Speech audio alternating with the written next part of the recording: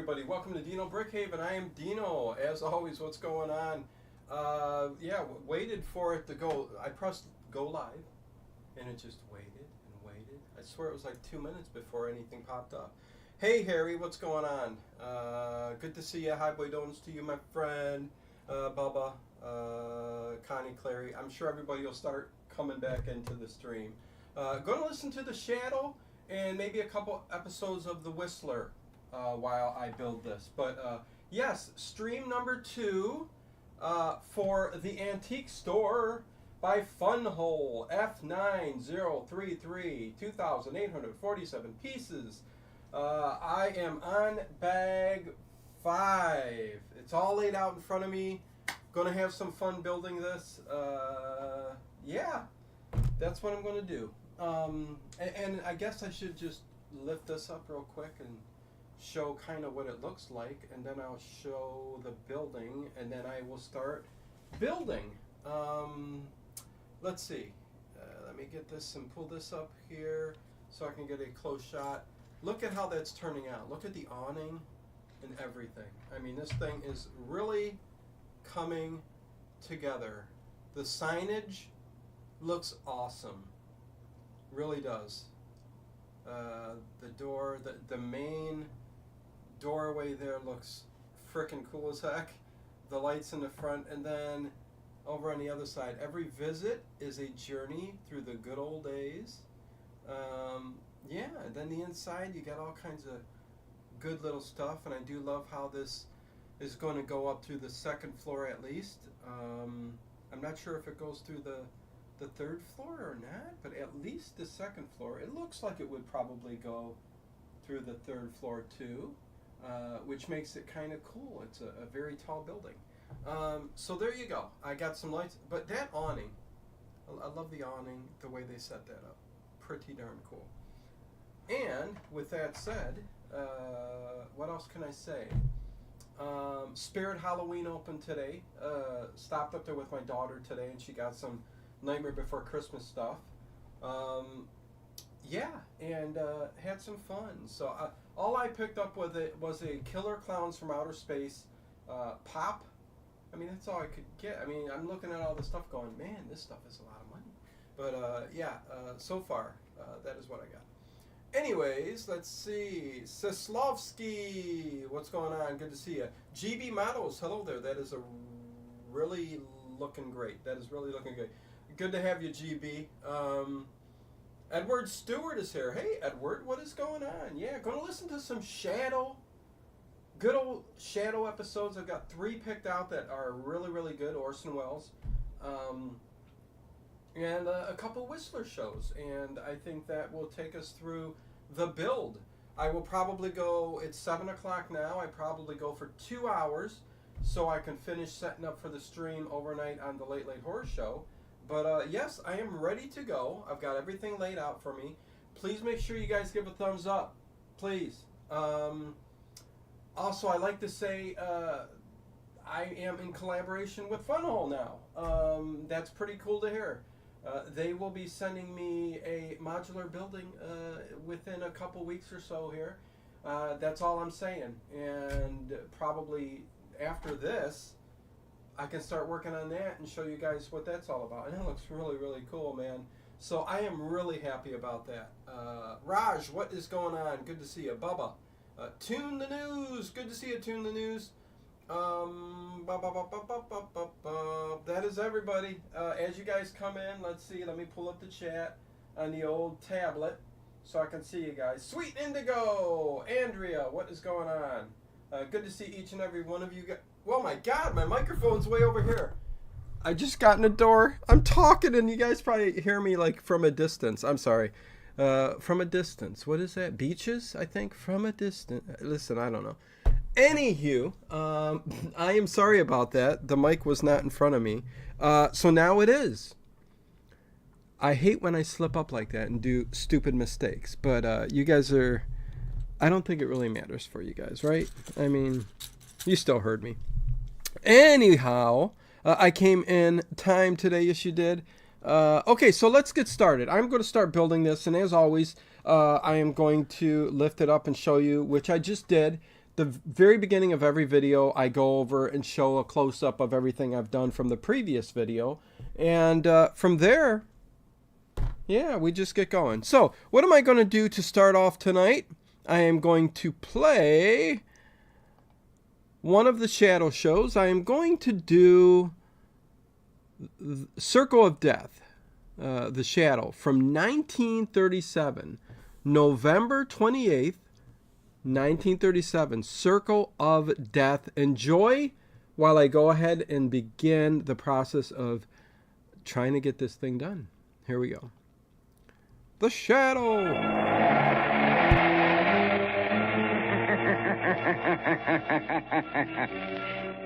Who knows what evil lurks in the hearts of men? The Shadow knows.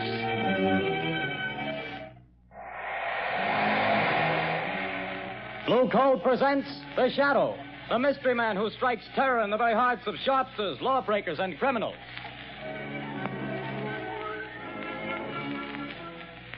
Ladies and gentlemen, when you hear The Shadow's blood-curdling laugh, you can be sure that exciting entertainment will follow. And here's something else that you can be sure of. When you buy Blue Coal, you're getting the finest of Pennsylvania hard coal.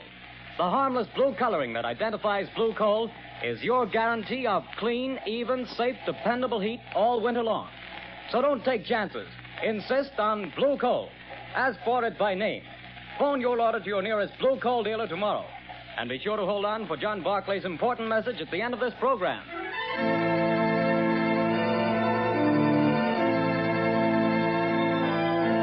The music is so ominous. The plot murder announced for today has been postponed. Today, the Circle of Death.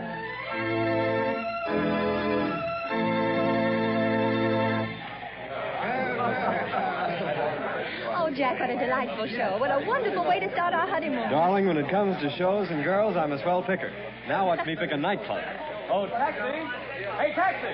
Hey, horror junkie. Darling, I think you're wonderful. I've never had such a marvelous time in my life. Hop in, honey.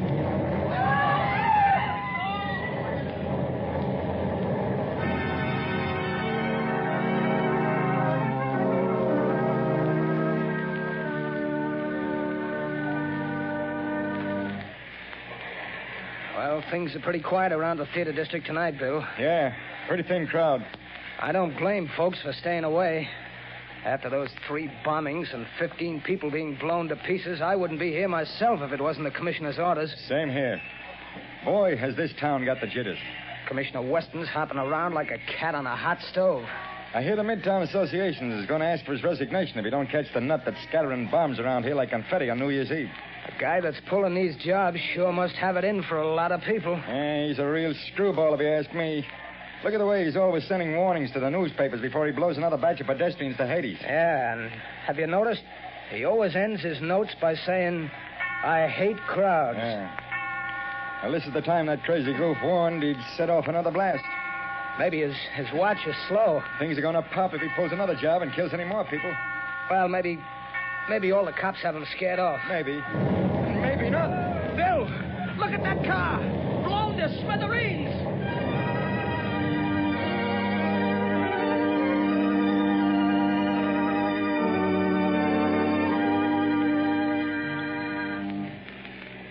Mass killer strikes again. 5 more dead. Get your paper here, pants. Read all about the mad maniac's latest one. It's horrible, Lamont, horrible. It's senseless and insane, Margot. Crimes like this always are. Turn on the radio. It's time for a news bulletin. There's a switch on the dashboard. All right, Lamont. Turning the attack upon the inefficiency of the police department. Tonight at Midtown Hall, a meeting of businessmen of the entertainment world and property owners is in progress. Police Commissioner Weston has been asked to defend his department and produce results or resign. That's enough, Margot. Washington, Shut the radio D.C. off. Now listen carefully. Yes, Lamont. I want you to go to that protest meeting right over there at Midtown Hall. Commissioner Weston is speaking, and the crowd is pretty certain to heckle his explanation of the failure of his department to catch this fiend. I'm sure of Now, it. here's what I want you to do. Keep quiet and watch your chance. Then I want you to cry out that Shadow could solve this crime without half trying. Aren't you flattering yourself? Never mind that, Margot. I have a very definite reason for doing this. A lot depends on your getting the crowd to take up your suggestion. I'll do my best, Lamont. But where are you going? I won't be far away. Hand me that leather case on the floor. Right. Here you are. Am I permitted enough womanly curiosity to ask what's in it? Just a little Womanly wiretapping curiosity. device. What the Telephone? heck? No. Now, Commissioner Weston will be talking over the loudspeaker system in Midtown Hall. Don't be surprised if the shadow interrupts his speech. Now, remember, Margot, cry out at the psychological moment. Hundreds of lives depend on it.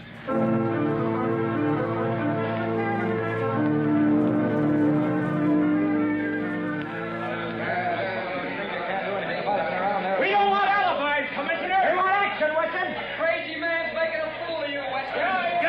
Gentlemen, as I have explained to you, every available resource of the police department has been thrown into catching this fiend. Our bomb squads have combed the city. Every known criminal with psychopathic tendencies has been rounded up and questioned. Not one fragment of a bomb has been found. No buildings have been damaged. No one person has been singled out for death. This is not an ordinary crime. We are not dealing with an ordinary criminal. Alibis! Alibis! We've had enough. 15 people dead. 50 injured, and you talk! Talk! Business is at a standstill. We're being ruined. The whole city's in a panic. Get this killer or resign, Weston. Get out. Let the mayor appoint somebody with brains enough to catch this maniac before he strikes again. Yes. The shadow could solve this crime without half trying. There's an idea. A shadow. Yes, a shadow could get him. He's cracked cases for you before, Weston. Why don't you call him in? He wouldn't have to do much to do a better job of it than the police have. Get the shadow. Oh, I left the microphone on too. Oh man, I'm just can't concentrate. What's going on? I left a link over at the Late Late Horror Show to the Discord group. That has nothing to do with anything except it's a place for everybody who's a member to congregate and talk and chat and post stuff and all kinds of stuff you can do on the Discord.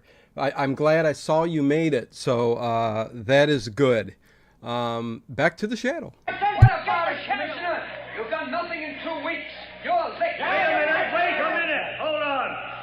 What makes you think this man who calls himself the Shadow is interested in law and order? He's helped to trap plenty of criminals, hasn't he? Yes, he's tipped us off occasionally, but it may have been to get rid of rivals. We have no assurance he isn't a criminal himself. What of it? A thief can catch a thief. I don't run my department that way. You're not running it at all. That's a matter of opinion. You're not running it. I was asked here to tell you what we've been doing. You seem to think my department works with the Shadow. We don't.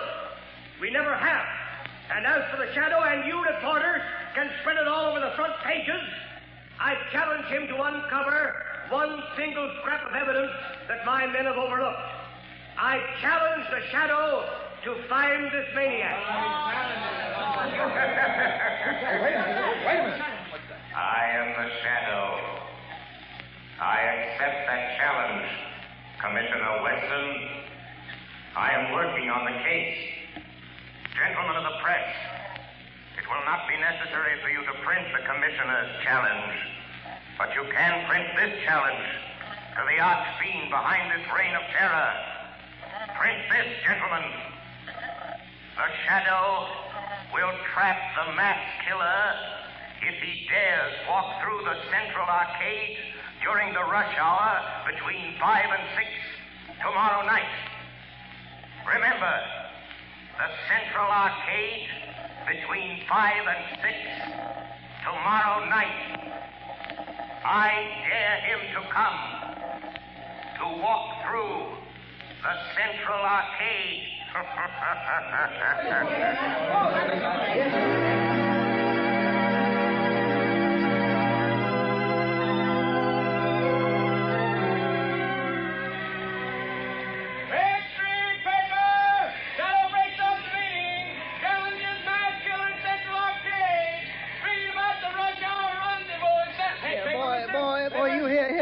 Give me a paper. Give me a paper. That's 2 cents, mister. Here's your 2 cents. Well, thanks. Here's the paper. No, not that one on top.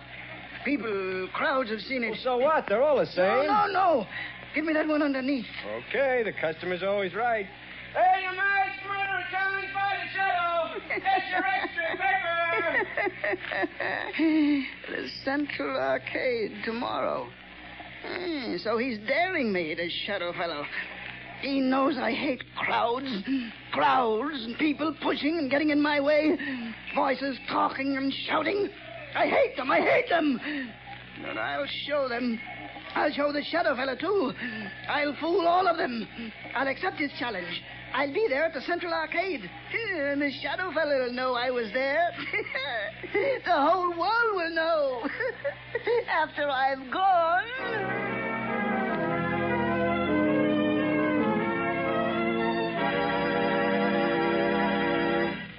Your orders have been carried out, Commissioner Weston. Good. There'd better not be any slip-ups. 200 patrolmen are stationed in the neighborhood of the Central Arcade. 50 picked men of the plainclothes and bomb squad will be in the crowd. If there is a crowd. There'll be a mob after all the publicity. If I could get my hands on the shadow, I'd wring his neck for this. What time is it? A little after 4, sir. We better get down there pretty soon. Yes, sir. Shall I take that call, sir? No. I've been waiting for this. And if it's who I think it is... Hello. Hello. Listen to me, Shadow. No, Commissioner Weston. You listen to me. I'm listening. Quick, Collars, trace this call. Yes, sir. Don't bother, Commissioner. You can't trace this call. I've tapped a line. Just as I tapped the Midtown loudspeaker system last night. So that's how you pulled that crazy stunt. You're a fool, Shadow. Don't you realize you've endangered the lives of thousands of people? Nothing will happen if you do not interfere. I don't take my orders from you, Shadow. You're not running the police department. I'm not giving orders, but I need your help. Just do one thing for me, and you and not the Shadow will get the credit for the capture of the mass killer. Oh, yes? Well, what do you want? Just keep the crowd moving through the narrow arcade. Just keep them moving. Keep them moving. Everything depends on that. What are you trying to do, Shadow? To find a needle in a haystack. A man in a million. You haven't a chance. The maniac... Hey, welcome, Katie. Good to see you here. The fact that a dare is a powerful psychological magnet that no egotistical, crazed mind can resist. Just keep that crowd moving, Commissioner. Keep them moving.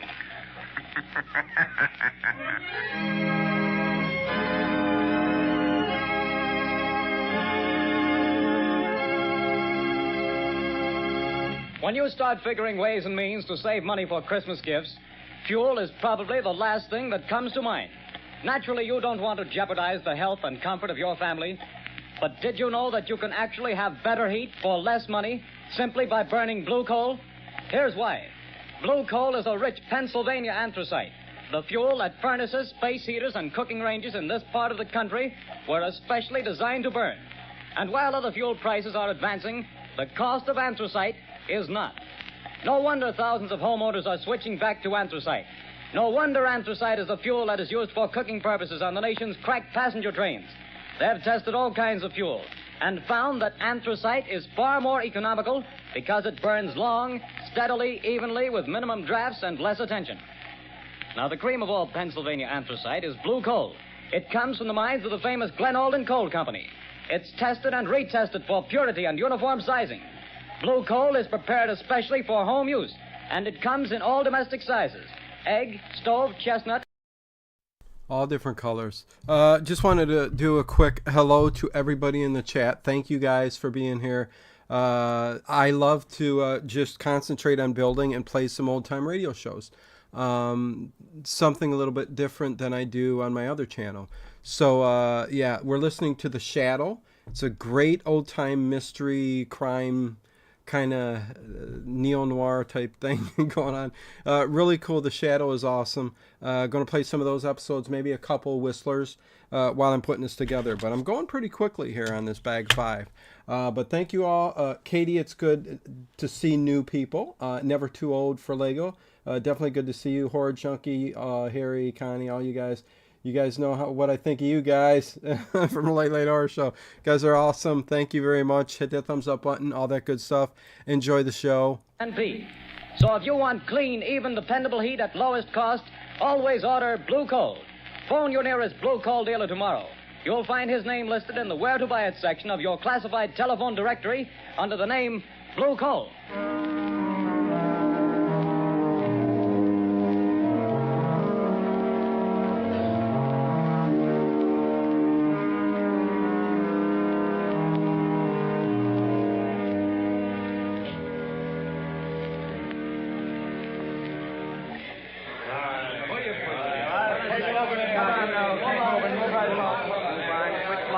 arcade. Keep moving. Keep moving.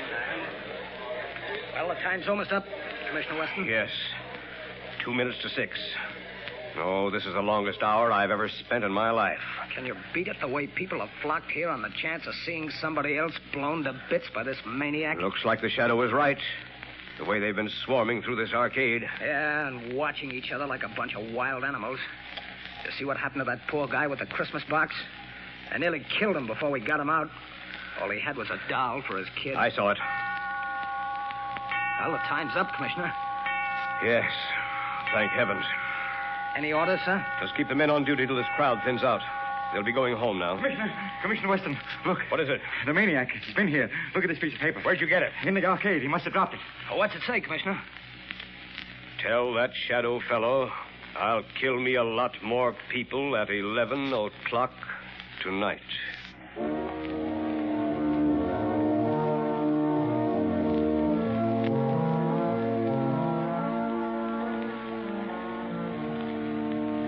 Lamont, oh, I was afraid something had happened Something to him. has. I found the maniac. Thank heavens. Have you notified the police? Margot, this man is a fiend. If I notified the police and they bungle things, he might kill hundreds of people. This is a job that the Shadow must handle alone. But Lamont, he's dangerous. You might fail. He might kill you. The Shadow won't fail, Margot. But if he should, it's far better that one die than hundreds. Oh, Lamont, please. There must be a safer way. Perhaps, Margot, but this is the only sure way to end the career of this mass killer. Goodbye, my dear. Lamont. Oh, Lamont.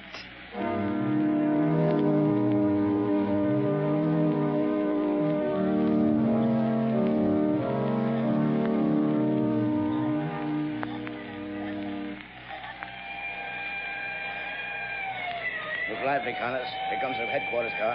Yeah, it's Commissioner Weston's car.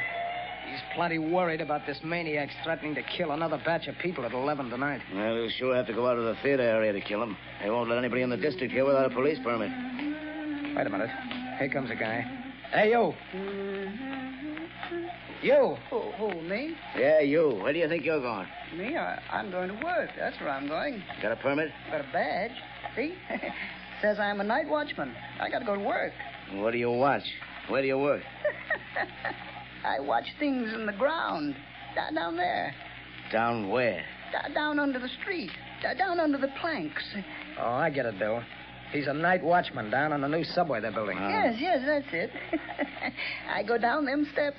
Every night I go... It's not a Lego sponsor, Raj. There's Lego, and then there's FunWhole, which this is. Same type of deal where, it's bricks, the same as Lego, but they make their own brand. And yeah, FunWhole reached out to me, believe it or not. I'm like, what? You got to be kidding me. And said, yes, they'll start sending me some of these modular sets. And as long as I, do what I got to do. But not saying anything about that for a couple weeks until I get it. So, yes, I am very happy about that. That is awesome. Anyways, thank you guys. Good to see you in here, Greg. Let's see. Dino Corret's on getting the Lego. Not Lego sponsor. It's FunWhole. FunWhole. I have to be somebody who's really big to get a Lego sponsor. That's for dang sure. And that's not going to happen. But FunWhole, they're an up-and-coming company. Same with Fantasy. That are making fantastic, products. So, I mean, I love everything that I've seen from FunWhole so far. And the one I'm going to build that they'll be sending in a couple weeks, I can't say nothing, but it's going to be cool. Does it beat out the antique store? Because it is a modular set. I can't say nothing about it. Anyway, stay tuned. Here we go. Back to the Shadow. Circle of Death. Down them steps and watch. Well, why did you say so? Get on with you. Get to your watching. Thank you. Joe Tonetti is waiting for me so he can go home. Every night at 10:30, I take from him the job of watching. Now, that's a job I wouldn't want any part of. Me neither. I'll pound my feet on this.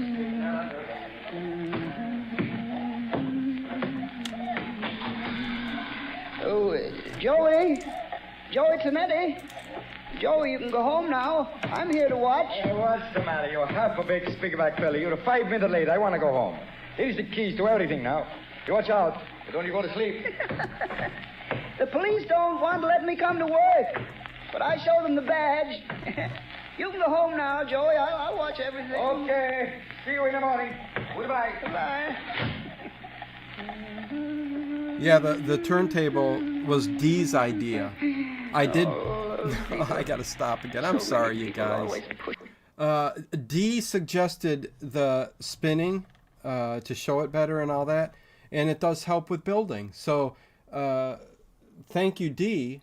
I did buy it a couple weeks prior to using it, and Dee saying, "Hey, why don't you go?" Because it was sitting right over there, and I said, "Dee, you know what? I do got the turntable because when I build the Legos and I try to review it, the turntable is a perfect thing to show it in all different angles." So that was Dee who said that, and Never Too Old. I got sponsored by a website on my other channel for doing their mock Transformers Lego kits. Very cool. Yeah, I know you. Yeah, something with Transformers. But I hope they send you a lot. Me too. I hope every set they bring out, they start sending to me. With your guys' help, thumbs up, comments after the stream, and all that good stuff.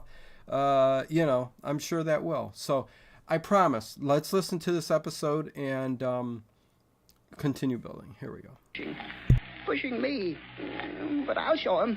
I'll fix him good. I'll kill him. That shadow fella, I'll show him too.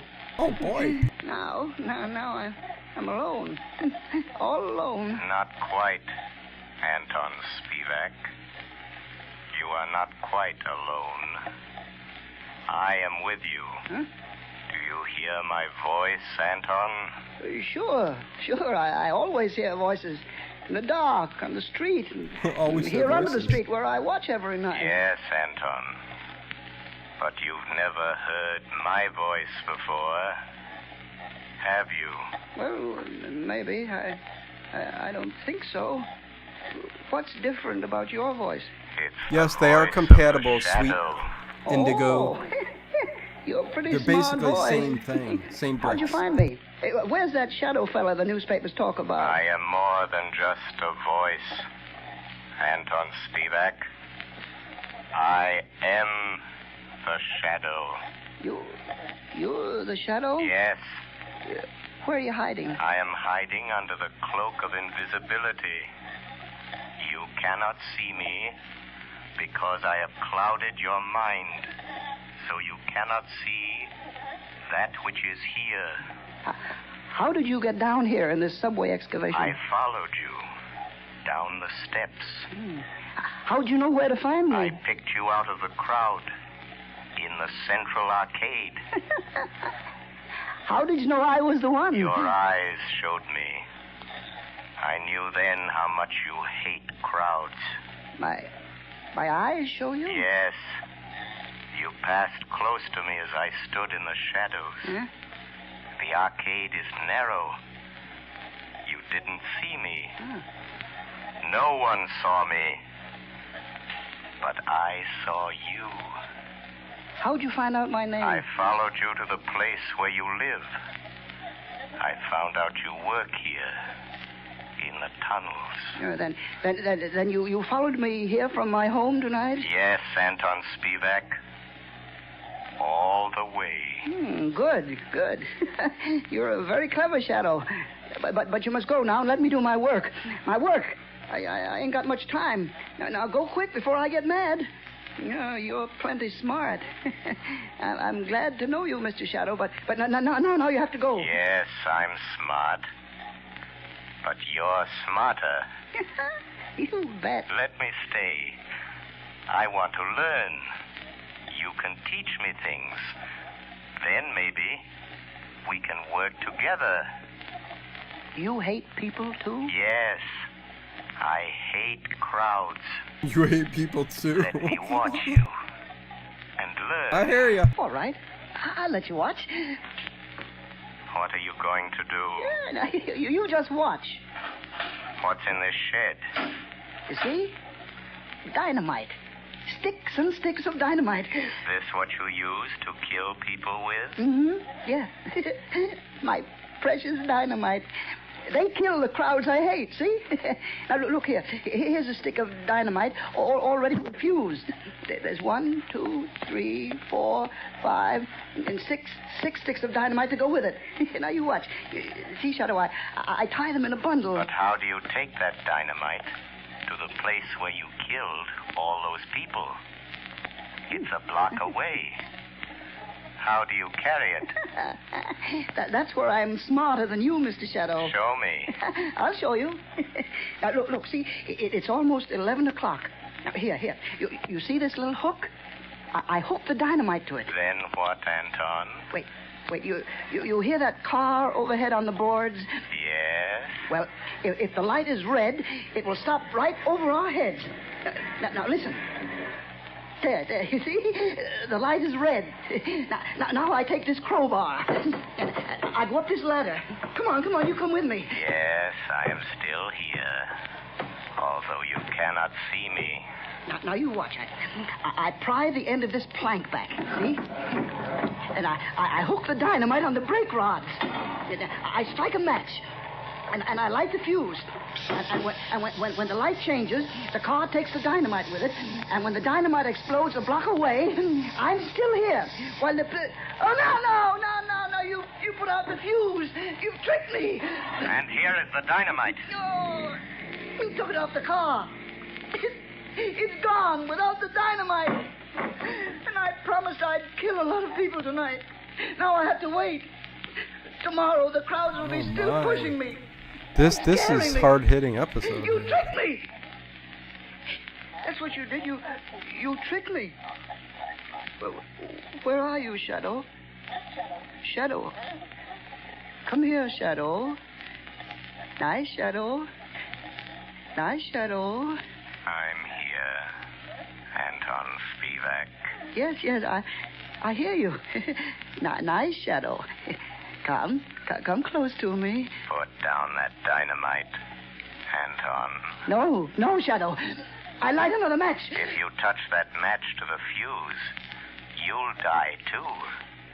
But I'll kill you, and I don't care. You wouldn't let me kill people, and I don't want to live. Raj, you're too nice, bud. I want you to die too, Shadow. Wait, Anton. No, you blew out my match. Yes, I have a plan. You can never be too nice. I appreciate your kind words always, Raj.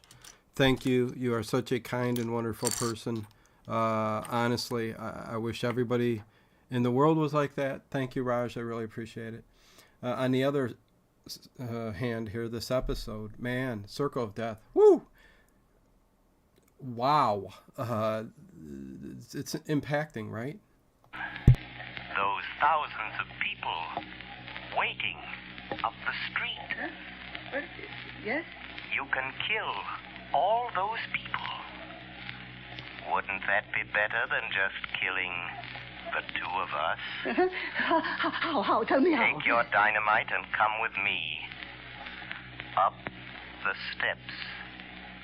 Up to the street. Oh, no.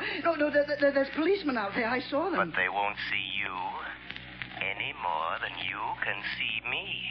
No. They will see me. Hypnotize them. Huh? Hypnotize them. Look straight at them. Stare at them. And then they won't be able to see you. No. I'm afraid. Think of all those people waiting to be killed. Come. Just a few more steps. I am with you. You'll be safe. I'll try. All those people waiting to be killed. I'll try it. But don't you leave me, Shadow, or I'll light the fuse. I'm here, Anton Spivak. Look, there are the two policemen. Uh-huh. Just stare at them hard as you pass, and they won't see you. All right, I'll try. Well, it's past 7, Congress. Looks like a false alarm this time. Hey, wait a minute. Here's that night watchman. Hey, what's the matter with him? What's he staring at? Look, Look what he's carrying. You can't see Tricked me. him. You can't see me. Dynamite. Grab him. No. Take it away from him. Let me go. Hold it. No, I said no. I got him. It's a mass killer. No. Oh, he lied. He fooled me. He said you couldn't see me. No. Give me my dynamite. I want to kill all those people. Hold him. No. Here's Commissioner Weston. No. We got him. We got the maniac, Chief. Good work. Here, let me look at him. No. He tricked me. He said you couldn't see me. Where'd he come from? Up out of a subway excavation, Commissioner. He's a night watchman. No, he tricked me. The shadow tricked me. Oh. It was the shadow. Yes, Commissioner Weston. The shadow. I found the killer, but the glory is all yours.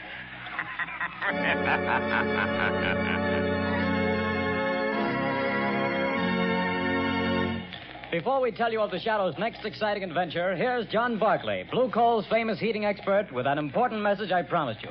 Ladies and gentlemen, Mr. Barclay. Friends, there are just 2 more days left in November. That means that homeowners have only 2 more days in which to phone their blue coal dealers.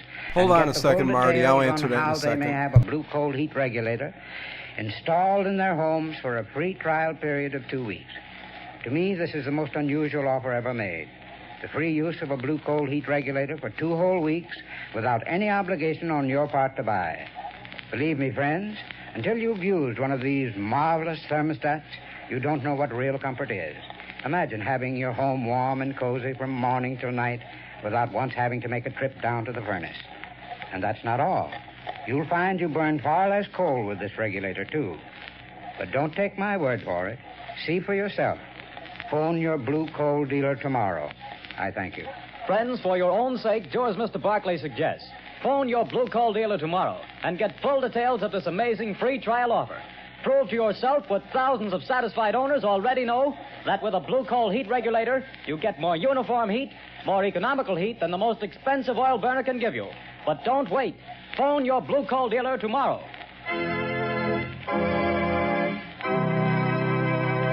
The story you have just heard is copyrighted by the Shadow magazine. The characters in this story are entirely fictitious. Any similarity to persons living or dead is purely coincidental.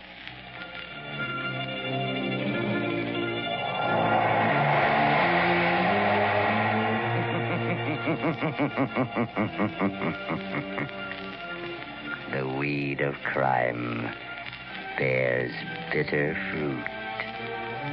Crime does not pay.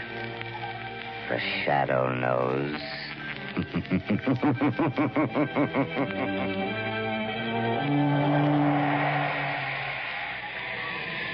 Extra! Hear all about it! Next week, same time, same station. The Shadow's latest adventure. Oh, man, that was a good episode, man. Circle of Death, The Shadow. Got a couple questions here. I'm whipping through Bags 5, man. This is going to be the second floor of the antique store, which is going to go straight down through over here.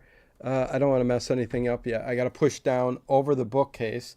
But I'm whipping through this pretty quickly. Good to see you here, Marty. JLR, big hugs to you, man. Let's see. A man learned lemon juice. Okay.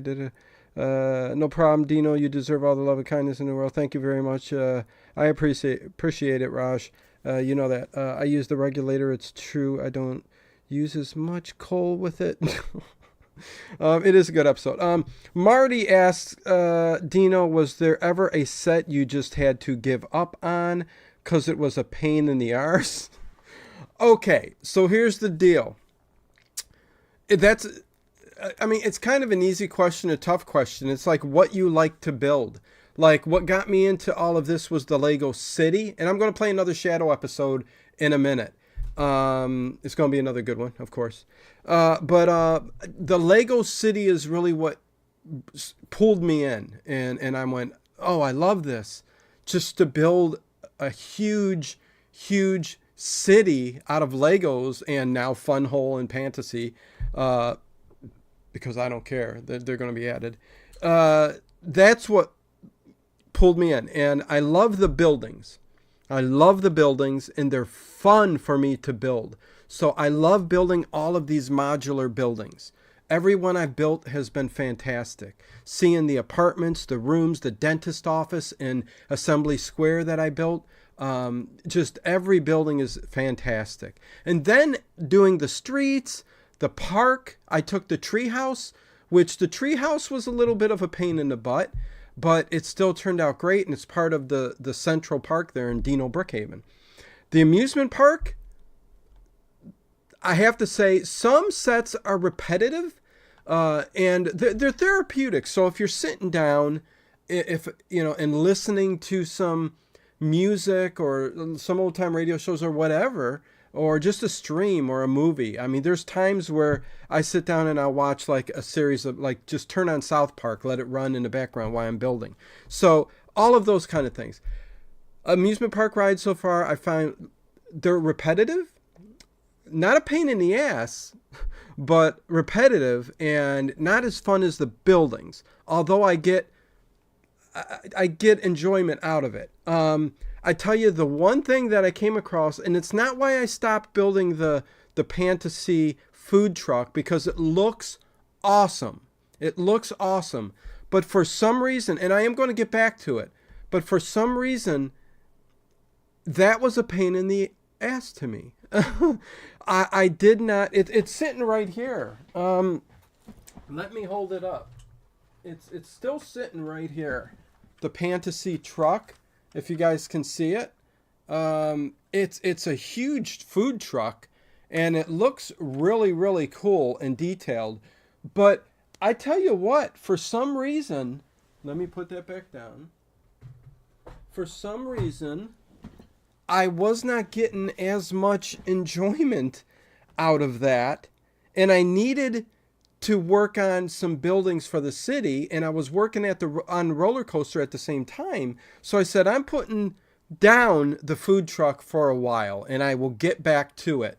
So that's only happened a couple times where I'm like, I'm not really into building it, but I will get back to it and finish it. It's not going to stay unfinished, but I'm so into the city that buildings are my priority, and building them is what I'm going to do before anything else. And I can juggle from one thing to the other. Eventually there'll be a Stream 5, and it was taking me a long time too, just because if you're not really into it, it's what happens. But anyways, let's see. I do that too, just letting the TV play in the background. Yep, that's what you got to do, man. You don't have to. You can do it in silence, but I think most people listen to something. And that's why I do this while I'm, playing some old time radio. I figure you guys can listen to something, watch me do this, and chat amongst yourself. So it's fun for everybody. Everybody gets a little bit of enjoyment out of whatever. And meanwhile, you see my process of continuing to build buildings and put them in the city. After this, I'd like to start very soon working on the Ferris wheel. So I may be doing the Ferris wheel and building something else at the same time, whatever. But anyways, I will shut up now. Looks like I got lights to put in here next, which are going in pretty easy as well.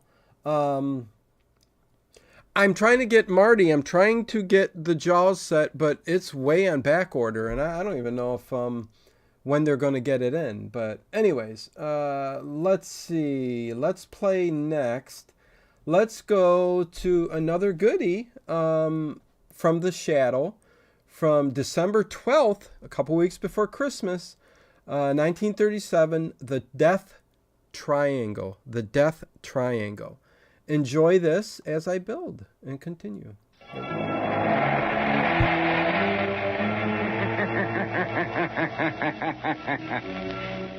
Who knows what evil lurks in the hearts of men? The Shadow knows.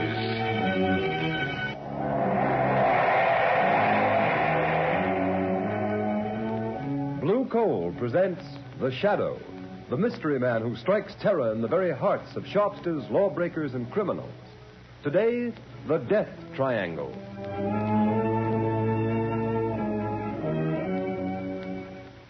Ladies and gentlemen, the Shadow will be with you in just a moment. In the meantime, I'd like to remind you of a well-known fact. Coal-colored blue means better heat at less cost. For when you buy blue coal, you're getting the cream of old Pennsylvania anthracite. The harmless blue coloring with which blue coal is trademarked is your guarantee of clean, even, safe, dependable heat all winter long. Such heat ensures the health of your entire household. So when you order coal, specify I'm an blue electrician coal. for Ask for FunWhole. it by name. Phone your order to All the your wiring nearest and blue lights. coal dealer tomorrow.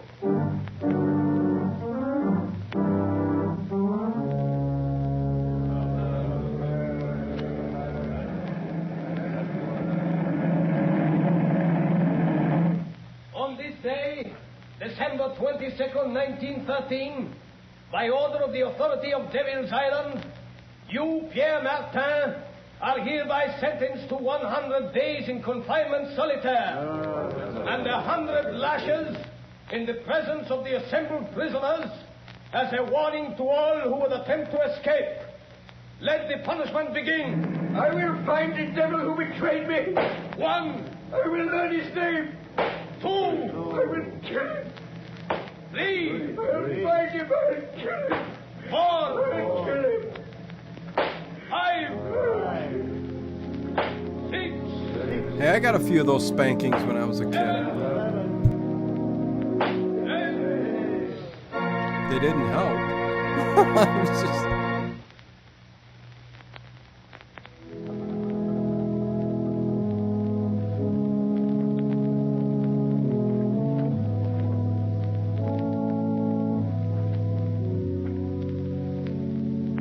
Ladies and gentlemen, we interrupt this program of organ music to bring you a special news flash from our affiliated press service. New York, December 12th, 1937. The Shadow has been found. Dr. James Evans, world-famous child surgeon, told reporters this afternoon that a wounded man who claimed to be the Shadow forced his way into Dr. Evans' private clinic and at the point of a gun forced him to remove a bullet. The wounded man then revealed that he was none other than that mysterious character who has waged a one-man war against crime, the Shadow. Before Dr. Evans could report the case to the police, however, the Shadow mysteriously disappeared. The famous surgeon believes the Shadow has little chance of surviving his wounds. Our organ recital now continues. Our organ recital. Everybody loves the organ, don't they?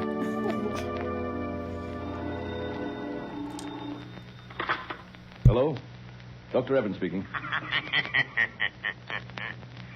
Dr. Evans, the man you claim to have operated upon was a fake. The real Shadow has not been wounded. The Shadow? You are the Shadow? Yes, Dr. Evans. You don't seem surprised. I'm not. I've been hoping you'd get in touch with me. That statement I issued was false. False? Come now, Dr. Evans. A man of your high standing in the medical world does not issue false statements without very grave reasons. There was a very grave reason. I need your help. An old acquaintance of mine, Raymond Dubril, the financier, has received a death threat. Have him notify the police. No, he refuses to do that. Then let him take the consequences. Unless...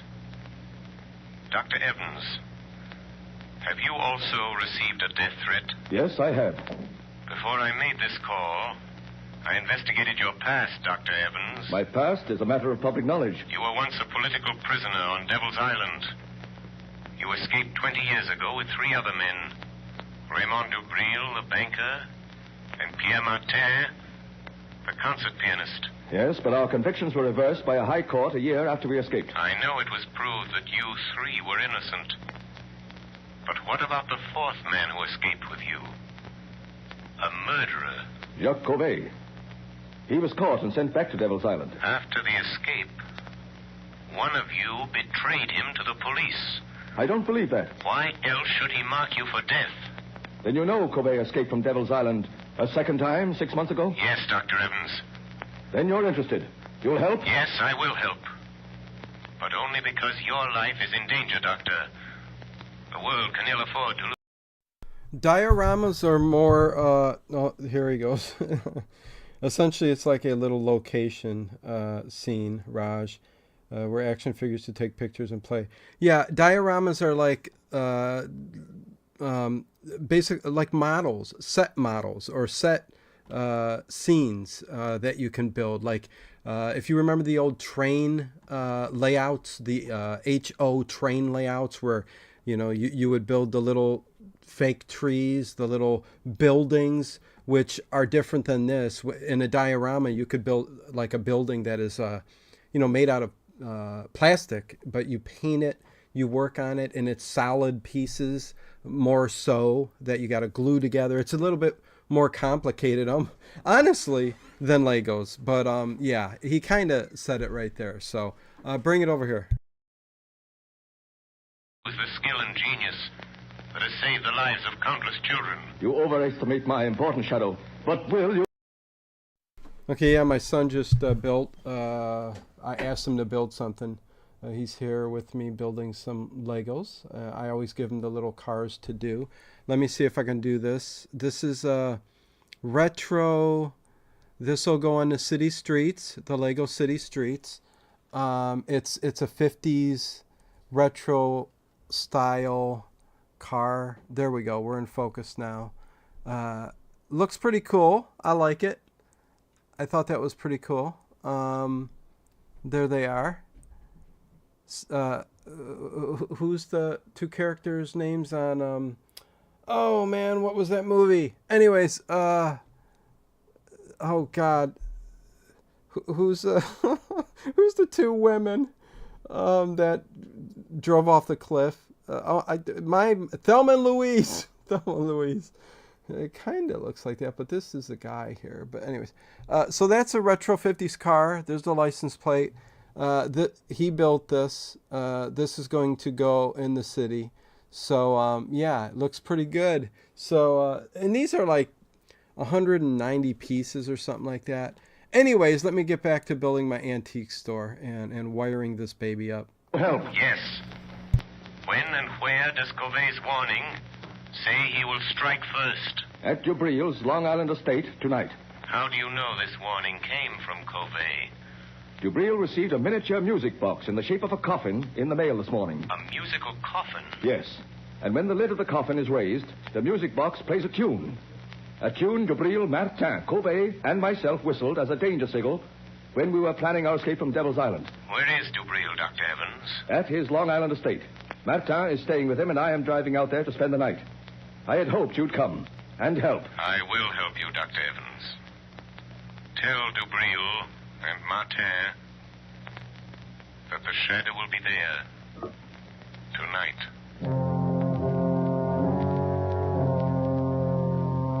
Enjoy dinner, Greg.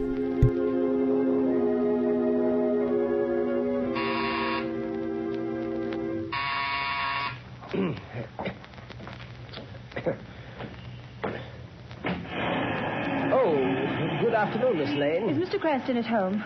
No, Miss Lane, he's not. You know where I can reach him? Well, he may be at his club. No, I've tried there. His office? Yes, everywhere. Nobody's seen him all day. Is there anything I can do? Be sure and stay here in case he comes home. I'll call you on the phone later. Yes, miss. I've got to find him. I've got to. I've just got to.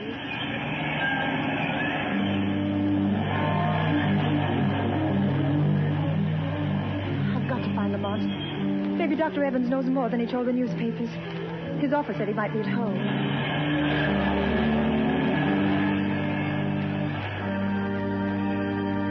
Number 33. Yes, this is it. Oh, Lamont, I knew they'd shoot you someday.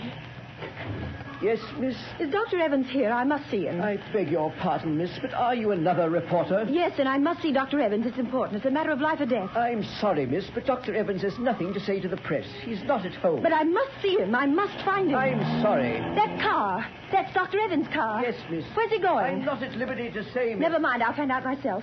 Taxi! Taxi! Okay, miss.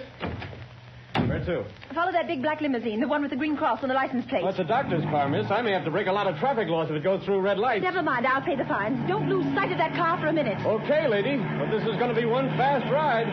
Might have to break a lot of traffic laws.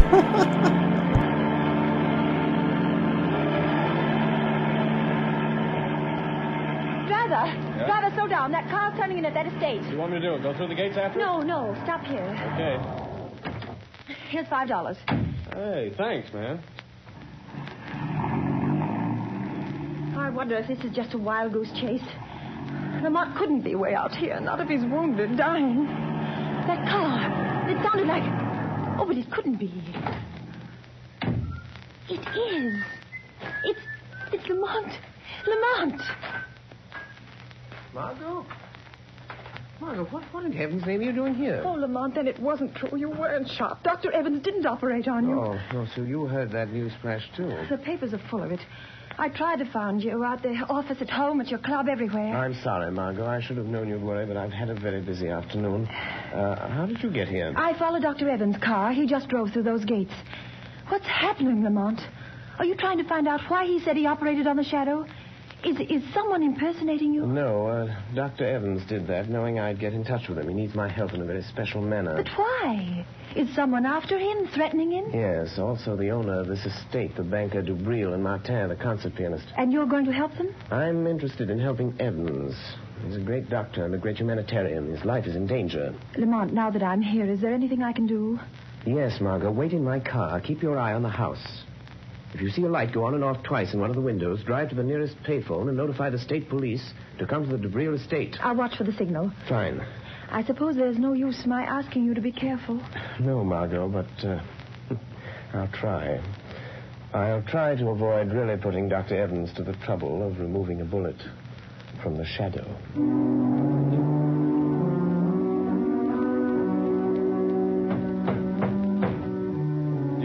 Stop pounding on the table and cursing Covey. Oh, that's all very well for you to say, Evans. Your turn hasn't come, but it will. If we three sitting here, you or me or Martin, don't get Covey when he comes here tonight, you will be the next on his list. You or Martin. Don't concern yourself about my fate, Dubril. I am not afraid of Covey. Oh, you'll change your mind if he manages to kill me, Martin. I wonder what it's like to die. What do you think, Dubril? Or do you ever think of anything but your fat stomach and your money? Gentlemen, this is no time to argue. I have something more important to tell you. What is it, Evans? I hear you had quite an experience today. Operated on this man who calls himself the Shadow. Yes, that's what I want to talk to you about. Ah, there's a man, Dubril, the Shadow.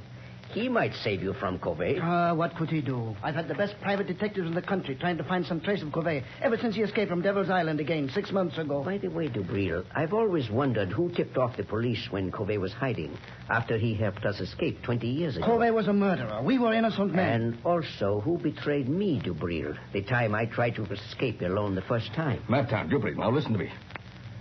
A moment ago, we were talking about the Shadow. Well, he isn't dying. I didn't operate on him. I announced that, hoping the real Shadow would get in touch with me. And did he? Yes. And he's coming here tonight to help us. I've always been curious to see this Shadow. You won't see him.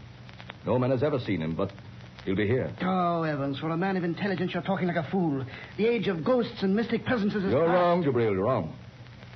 Because I am a doctor, I can readily accept the fact that the Shadow is a master of the powers of mental suggestion, of mass hypnosis. Recent experiments have proven conclusively that... Rubbish. Allow me to convince him, Dr. Evans. What was that? Who spoke then? The Shadow, Dubril. You do not accept the theory of my power of invisibility, but perhaps you will accept the fact. For I am here. D. Sit down, Dubril. You look rotten. D, yeah, you noticed I was looking for something, right? It's this. Some of the colors on some of these pieces are so close to the other ones. Like, look how close in color these two are, these two pieces. So I was looking for a piece like this that was a little bit lighter, and this is the piece I need. So I spent 5 minutes looking for it when it's right in front of my face. Every now and then you blank out and that happens. So anyways, You noticed. If I'm to help you, you will all sit down. Sit at that table there. I understand there is little time to lose. I must know the whole story. The truth, if I'm to help you. Do as the shadow says. Sit there, Martin. And you, there, Dubril. Well, why don't you talk back, Dubril? Be quiet, Martin. Dr. Evans, I will help you if I can. But there is one gap in the chain of events leading up to this moment. I'll tell you anything I know, Shadow. Then tell me this. When and under what circumstance did Covey first threaten your lives? It was the last day we spent in the open boat in which we escaped from Devil's Island 20 years ago. Storms had blown us off our course. Our Making food a was gone. 16 millimeter Our water was exhausted. film projector. Covey, the only one who knew how to navigate, was... Well, he was slowly dying from hunger and thirst. I can still remember his cry. Water. Oh, be quiet, Covey. There is no water. The cask is empty. You lying, Dubril. All of you. You've been drinking my share. Give me that bucket. Give me a drink of that Don't let him water. put it back, don't let him. Salt water will kill him. What does it matter, Dr. Evans? 17 days in this open boat. Nights of storm and days of blazing heat. Water. Water. I'm dying, I tell you. Dying. You're not giving me my share. You're stealing my water. Where will you be if I die? I'm the only one that knows navigation. Be patient. Oh, he's exaggerating. It may rain tonight. We might as well be back on Devil's Island. At least there was bread and water there. Bread. Bread. A crust. Just a crust of bread and water. Water. There's no bread, Covey. The last crust went 3 days ago. You're cheating me. Killing me. You only brought me along to steer the boat. Now you're starving me to death. You don't want me to live. Here's the 16 millimeter film projector. I'll get you for this. I'll live to kill every one of you for this. You, Dubril. You, Martin. You, Evans. Oh, shut him up, Evans. You're a doctor. You know what to do. Look. Matter, Dubril, look. Seagulls. Oh, what does it matter if we have no gun? I know, but don't you see? The gulls never go far from land or a ship. Oh, you're right, Evans. Look to the west. It's land. Land at last. All right. There, to the southwest. You can see the sun of the mountains. We're saved, free at last. Come back. Sit up. Look. We've sighted land. There'll be food and water plenty for everybody. You tried to kill me, starve me to death, but I'm going to live. I'm going to live until the last one of you is dead. Dead. Yes, we threatened all three of us. And so you see, that's how it all began. And now Covey is free and out to get us, Shadow. But what makes you so sure it is Covey? Well, it couldn't be anyone else. It's Covey, all right. He sent Dubril that thing on the table. That oblong box? Yes, Shadow. Notice its shape. It's a miniature coffin, beautifully carved. Covey was a woodcarver. He was always handy with a knife. But still, it does not follow that he was the one. Except for one thing, Shadow. When the lid of the coffin is raised, it's a music box. And that tune it's playing was a warning signal we used while planning our escape from Devil's Island. Remember, only the four of us knew it. Yeah, try to put the smaller pieces in containers like this, you know. Stop it, I tell you. I can't stand it. So you have a conscience, eh, Dubril? That danger refrain recalls the past, doesn't it? Stop talking about it. It looks as though Covey meant business, doesn't it? Don't sit there conniving over me. You forget your turn, maybe next, maybe tonight even. I am not forgetting anything, Dubril. You'd better steady yourself, Dubril. I'll get you a drink. Oh, never mind. Here's the decanter. I'll pour it myself. Oh, that tune. Where is it coming from? I smashed the cover. Good heavens, Dubril. It's the decanter in your hands. Oh, someone changed the decanter. Covey, he did it. He's here. He's been in his house tonight. Dubril, where are you going? To my room. I don't trust anybody. I'll be safe there behind locked doors, alone. And if Covey comes, I'll be ready for Wait, him. Dubril, wait. Let him go, Dr. Evans. But he shouldn't be left alone. Covey may carry out his threat. Are you sure it is, Covey? What do you mean? It must be. It couldn't be anyone else. The coffin, the decanters are his warning. I know. But you said the four of you knew the signal. Are you sure it isn't one of you? Of course not. I thought you said the shadow was here to help us. I am. but I am content to let events lead themselves to a logical... Later, Marty. Always good to have you stop in, bud. won't use your Take power care. to save us from him? I shall use my Say hi to power Jen. at the moment it is required, Dr. Evans. Right now, for instance.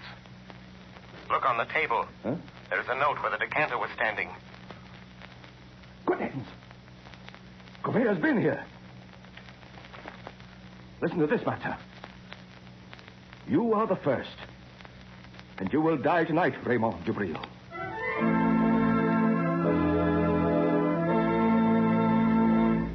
Ladies and gentlemen, the Shadow will return in a moment. There are thousands of families living around snowbound Buffalo today who are as snug as a bug in a rug thanks to blue coal. You have read how the whole city of Buffalo has been literally snowed in. In that entire area, business practically came to a standstill for several days. But those families who laid in their supply of blue coal kept comfortable. The icy, biting winter blowing outdoors made no difference to them. These storms are reported to be coming eastward, so take a tip and get ready. Put in a supply of blue coal tomorrow. It is the most economical fuel that you can use. Furnaces, parlor stoves, and cooking ranges in New England were designed to use anthracite. And blue coal is America's finest anthracite. Blue coal is mined by the Glen Alden Coal Company and is especially prepared for home use. It is available in all domestic sizes: egg, stove, chestnut, and pea.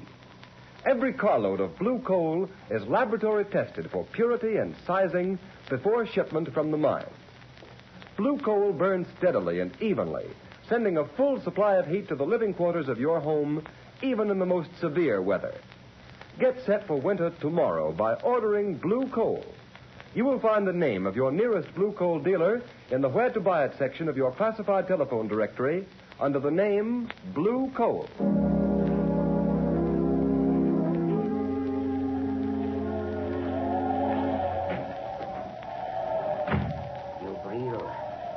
Dubril, wake up. I have come for you. So you've come, Covey. Oh, you poor deluded fool. Do you think I'd let you kill me in my sleep? I've been awake, waiting here in the dark for you to come.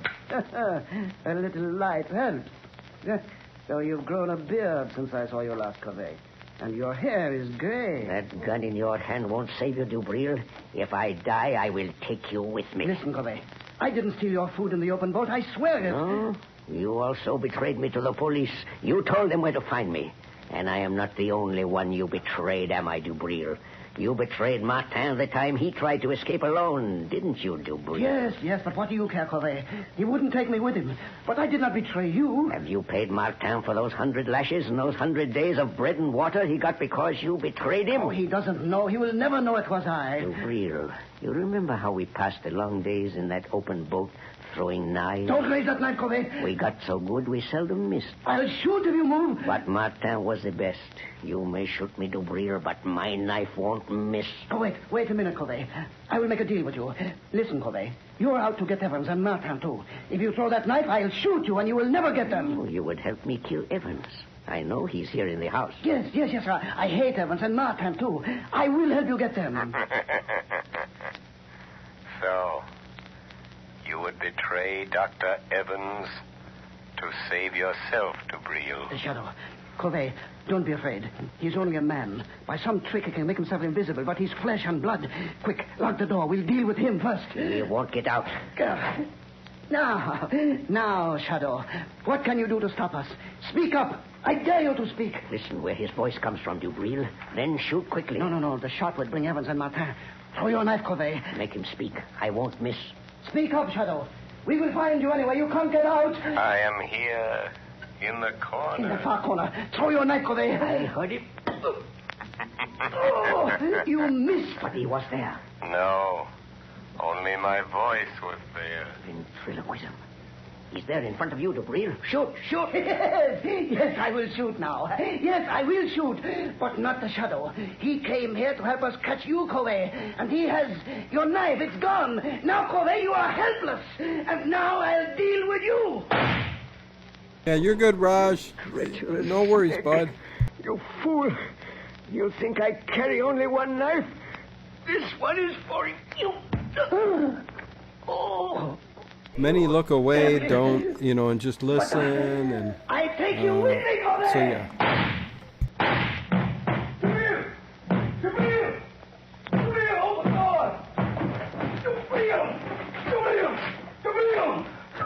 Dubril is dead, Dr. Evans. Dead? Covey's kept his word. Where is he?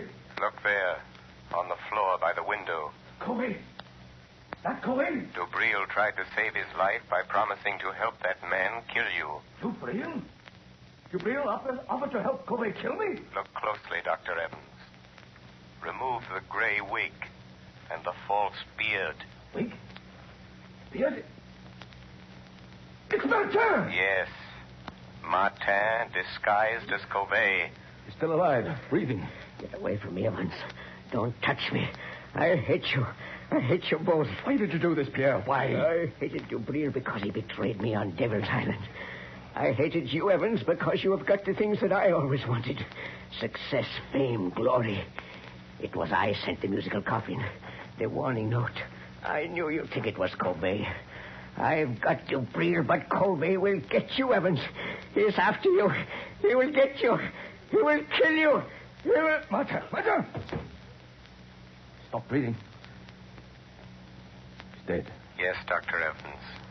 He is dead. You are quite safe now. You forget Covey. No, Dr. Evans. I knew, even when I phoned you today, that it was not Covey who sent the musical coffin. What? I knew it was not Covey. It had to be Martin or Dubril. Why didn't you stop them? Martin and Dubril were both criminals plotting to kill you. If I'd stopped them, your life would have been in danger as long as they lived, hating you always for having attained the things that life denied them. But you forget, Shadow. Covey may find me, succeed where Martin failed. Never. I learned the whole history of all of you before I saw you. Yes? Everything, Dr. Evans. Your escape from Devil's Island after Dubril's betrayal of Martin that resulted in the 100 lashes, and his resolve for vengeance. And from the authorities at Devil's Island, I learned the truth about Covey's last escape. Yes, I see now. I see now why he hated us. But what about Covey? You are safe now, Dr. Evans. Safe from Covey. The chain of logic is complete. 3 months ago, a bleached skeleton was found on a deserted beach at Trinidad. It has just been identified as the body of Covey.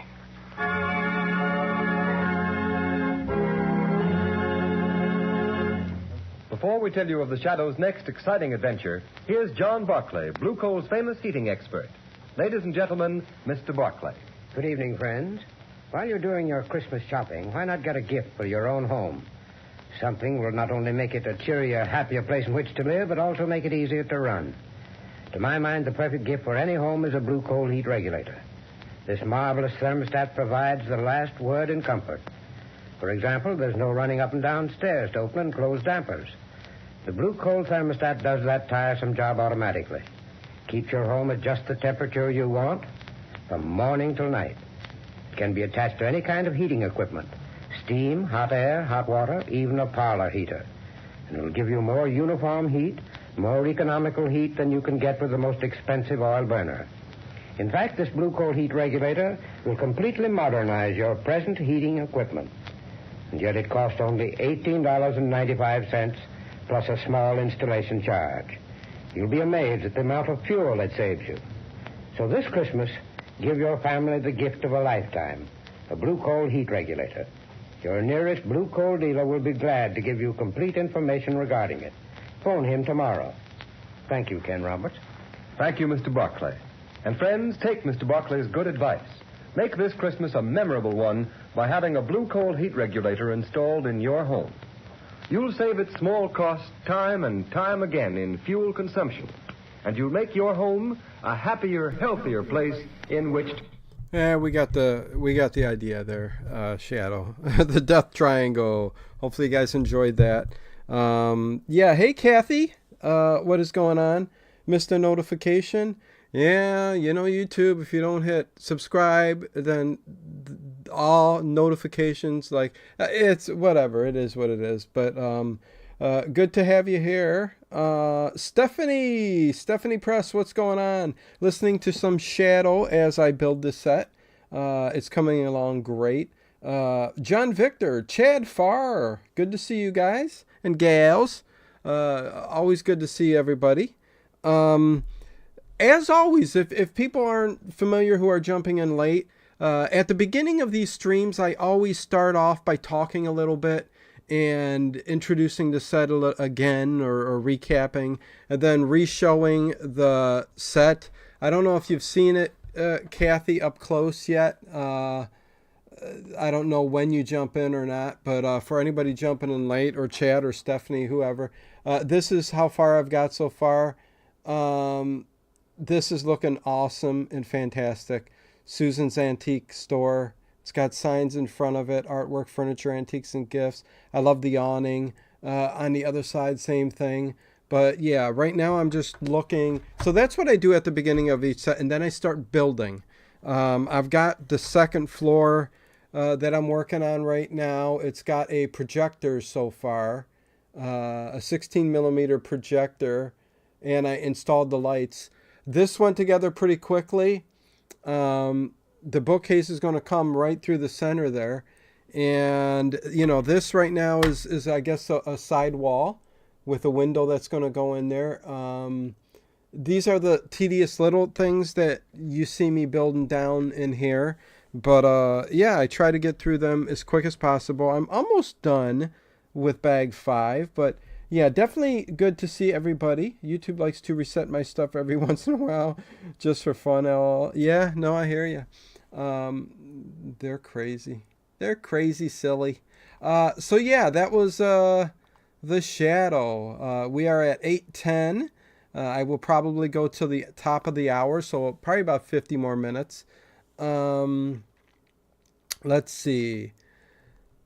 Another Shadow. Here we go. We're going to do another Shadow from December 19th, 1937.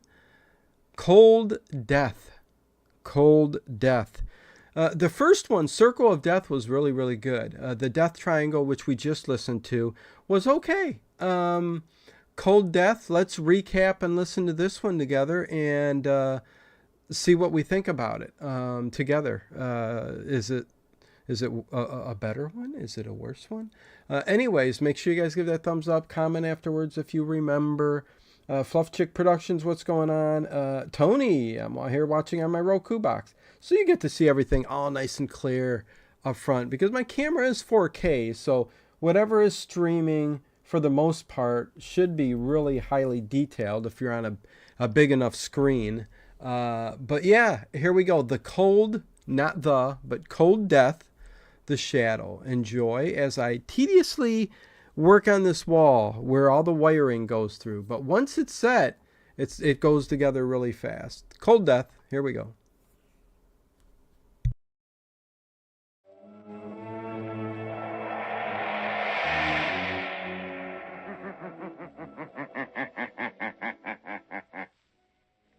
The Shadow knows.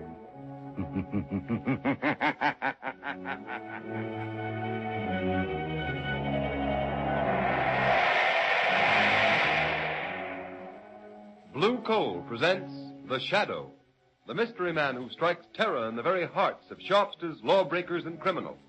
Today, Cold Death.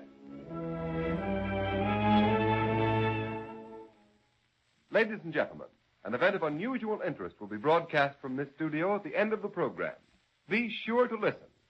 And before today's exciting adventure with The Shadow begins, I'd like to offer a suggestion for home heating comfort. The next time you need fuel, order Blue Coal, America's finest anthracite. You don't have to get a full supply. The Blue Coal dealer will be glad to send you a trial ton. Use it, compare it with your regular fuel in every way. It's 10-to-1. You'll find Blue Coal gives you better heat at less cost. So order Blue Coal by name. Phone your order to your nearest Blue Coal dealer tomorrow.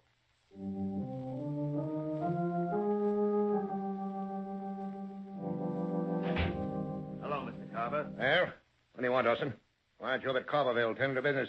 Fine mess you've made of things. Oh, so you've seen the story in the paper about conditions up in the village? Yes, you brainless fool. Don't you know you can't keep things quiet by manhandling a reporter? Now, wait a minute, boss. I can explain that. We had to rough that reporter up. He was taking pictures. I don't want any excuses. I pay you to manage my mill. If there's any more publicity about living conditions up there, you'll find yourself out of a job. Now get out. Don't bother me with details. Get out. Okay, Mr. Carver, I won't bother you with details. But if anybody else comes up to Carverville snooping around and asking questions, we'll make them wish they never heard of the place.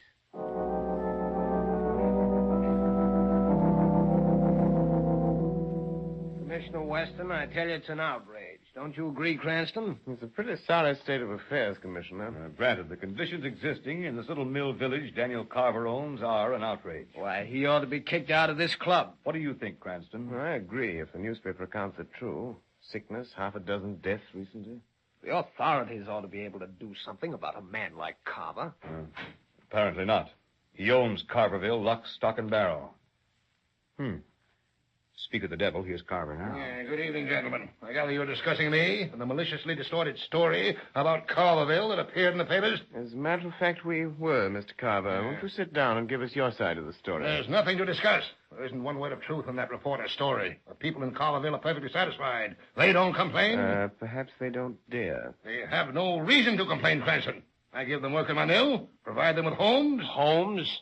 Why, they make the worst city slums look like Park Avenue. Carverville is my affair. Well, maybe so, but this club may have something to say about your membership, Daniel Carver. This club, a bunch of mawkish busybodies. What do I care? Vote me out. No one ever speaks to me here anyway. Go ahead, vote me out. Vote me out, go ahead.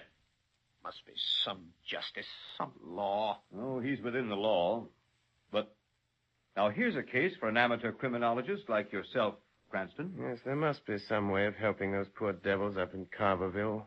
Some way of dealing with a man like Carver.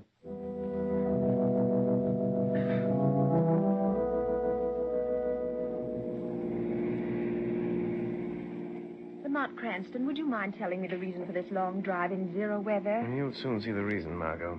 We're now entering Carverville. Take a good look at it. Oh, how drab. How awful. Look, Lamont, broken windows stuffed with paper.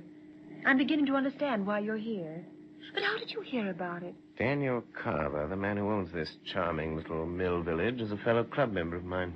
What are you going to do, Lamont? I don't know exactly until I've talked to some of these people. As Lamont Cranston or the Shadow? As a nameless social worker for the present, Margot, but I have a strong hunch the Shadow will have to play a big part if anything is to be done to help these people.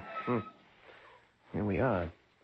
You want some gas, mister? No, thanks, but could you tell me how to get to Mrs. Tucker's house?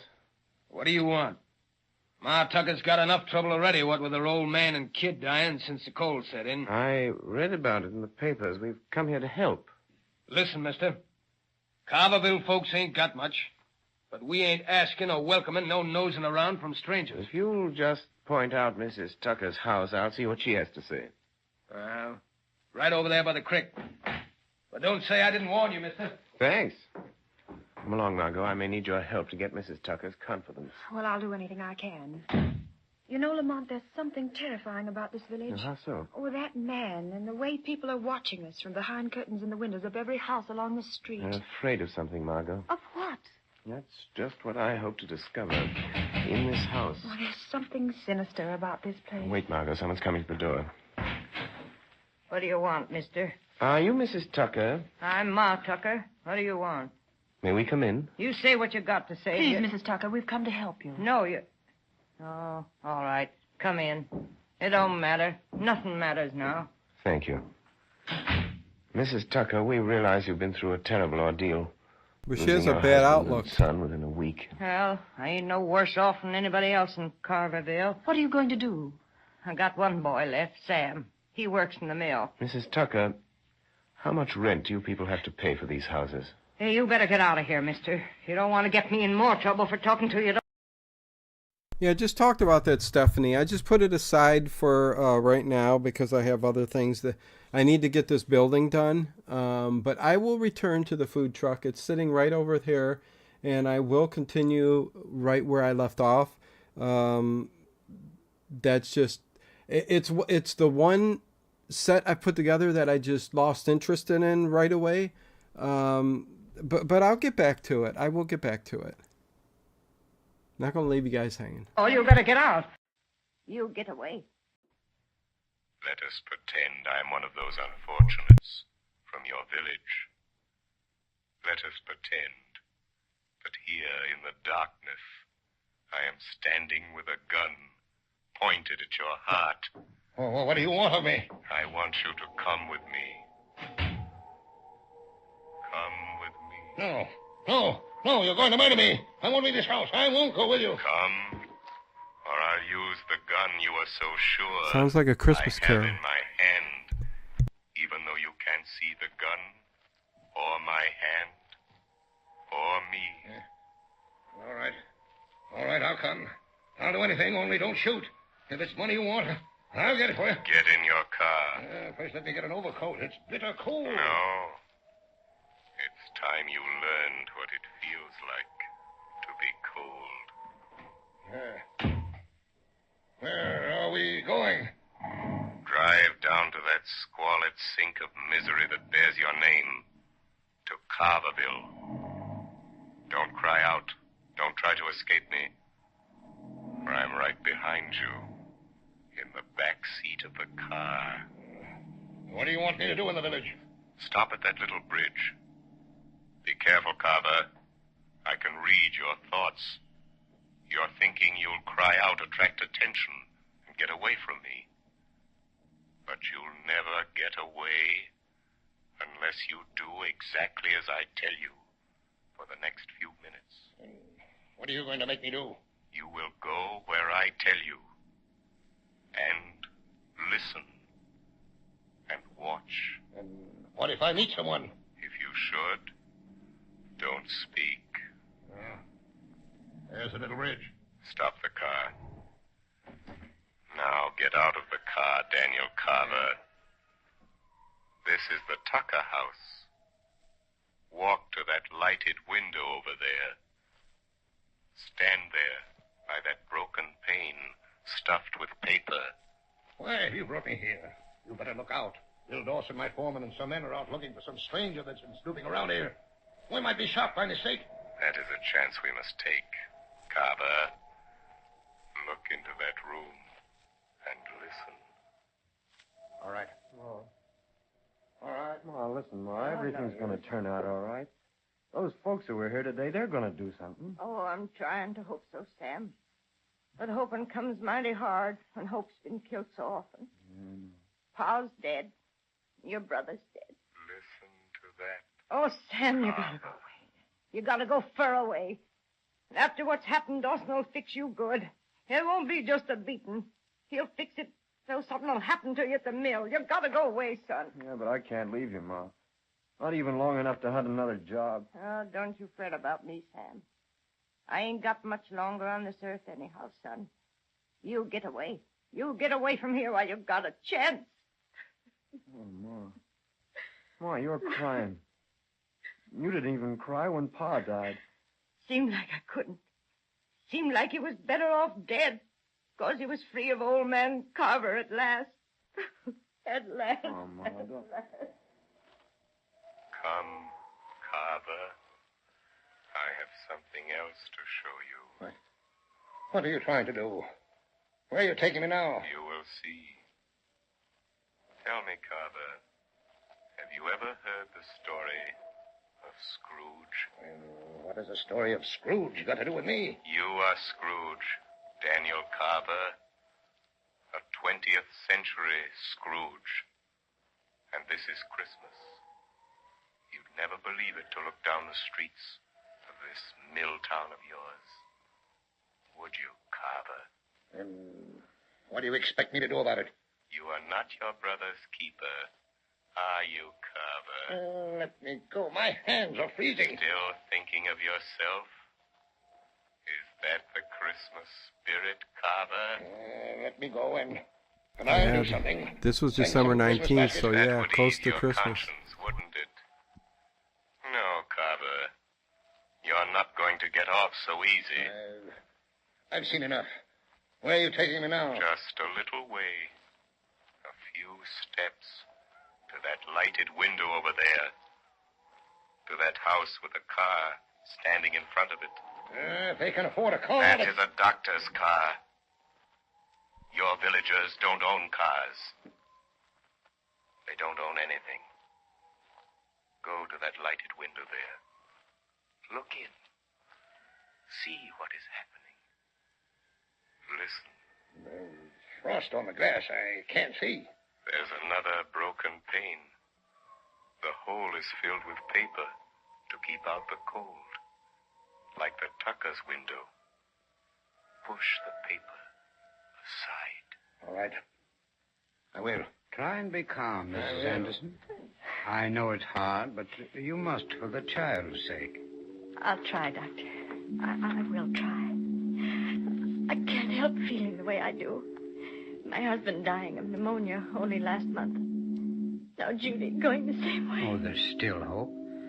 I'd move her to a hospital if there were one near enough. I wish there were only some way of keeping these rotten Carver houses warm. But you might as well try to heat a barn. Mommy. Listen, Carver. Mommy. Yes, darling. I'm right here, Judy, dear. Mummy's here. Mommy, could I have Cecile? Of course you can, honey. Here's your doll, Judy. Mommy, do you think Santa Claus will bring me a real doll? I hope so, Judy. I'll ask him. Come, Mrs. Anderson. She may sleep now.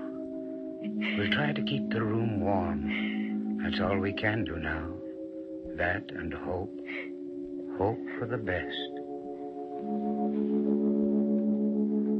I'm ready for Christmas. No, I'm ready for Halloween. Look at that child, Daniel Carver. She's dying.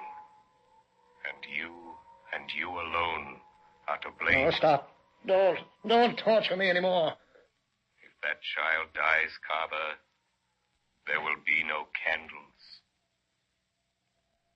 No gay candles on a gift-laden Christmas tree. But white candles shedding a ghostly light around a packing box coffin. No, stop. It will be the monument to your life No. of selfish greed. No. And a cross you will bear through all eternity. Unless what? Unless you make amends. I'll do anything. I'll do anything to make amends. I didn't know. I've been blind, selfish. No baskets of fruit or pennies in the snow will wipe out your sins against these long-suffering people, Carver. I know. I'll make everything right. That little girl, she needs medicine, a warm house. Let me go in and get the doctor to move her to my house on the hill. I'll get specialists. I'll do anything to save her life. Wait, Carver. That is only the beginning. What of all the others? What of these death traps you call homes? I'll tear them all down, burn them, build new ones, houses that are warm and comfortable and safe. I swear it. But tell me, who are you? I owe you everything for showing me what I've been doing to these people who depend on me. I told you once before. I am the shadow. But you are a man. Why can't I see you? I have clouded your mind, made it impossible for you to see me. You will never see me. Never hear my voice again, Daniel Carver. If you keep your word. I will keep my word. I swear it. If you don't, the shadow will return. And the next time... Hey, Al! You seen any of that fella? Oh, hey, Bill! Shadow. It's my foreman, Bill Dawson and Al Trimble. Yes, I know. They mean to kill a man. If they can find Okay, him. it's back up. I don't know what The happened. young woman. Huh. Welfare workers, I think. Weird. What do we do? Let them come. This is your first test. You are responsible for their acts. What are you going to do, Carver? Look, they might shoot us Hey, by Sally. mistake. They've got shotguns. This is your chance, Carver. That fella's around here. We'll find him out. Go around the back of the tucker shack and take a look. Okay. I'm just itching to throw a bead on that nosy city fella. Now's your chance to deal with Dawson. What are you going to do, Carver? I'll show you. Just watch me. Don't shoot.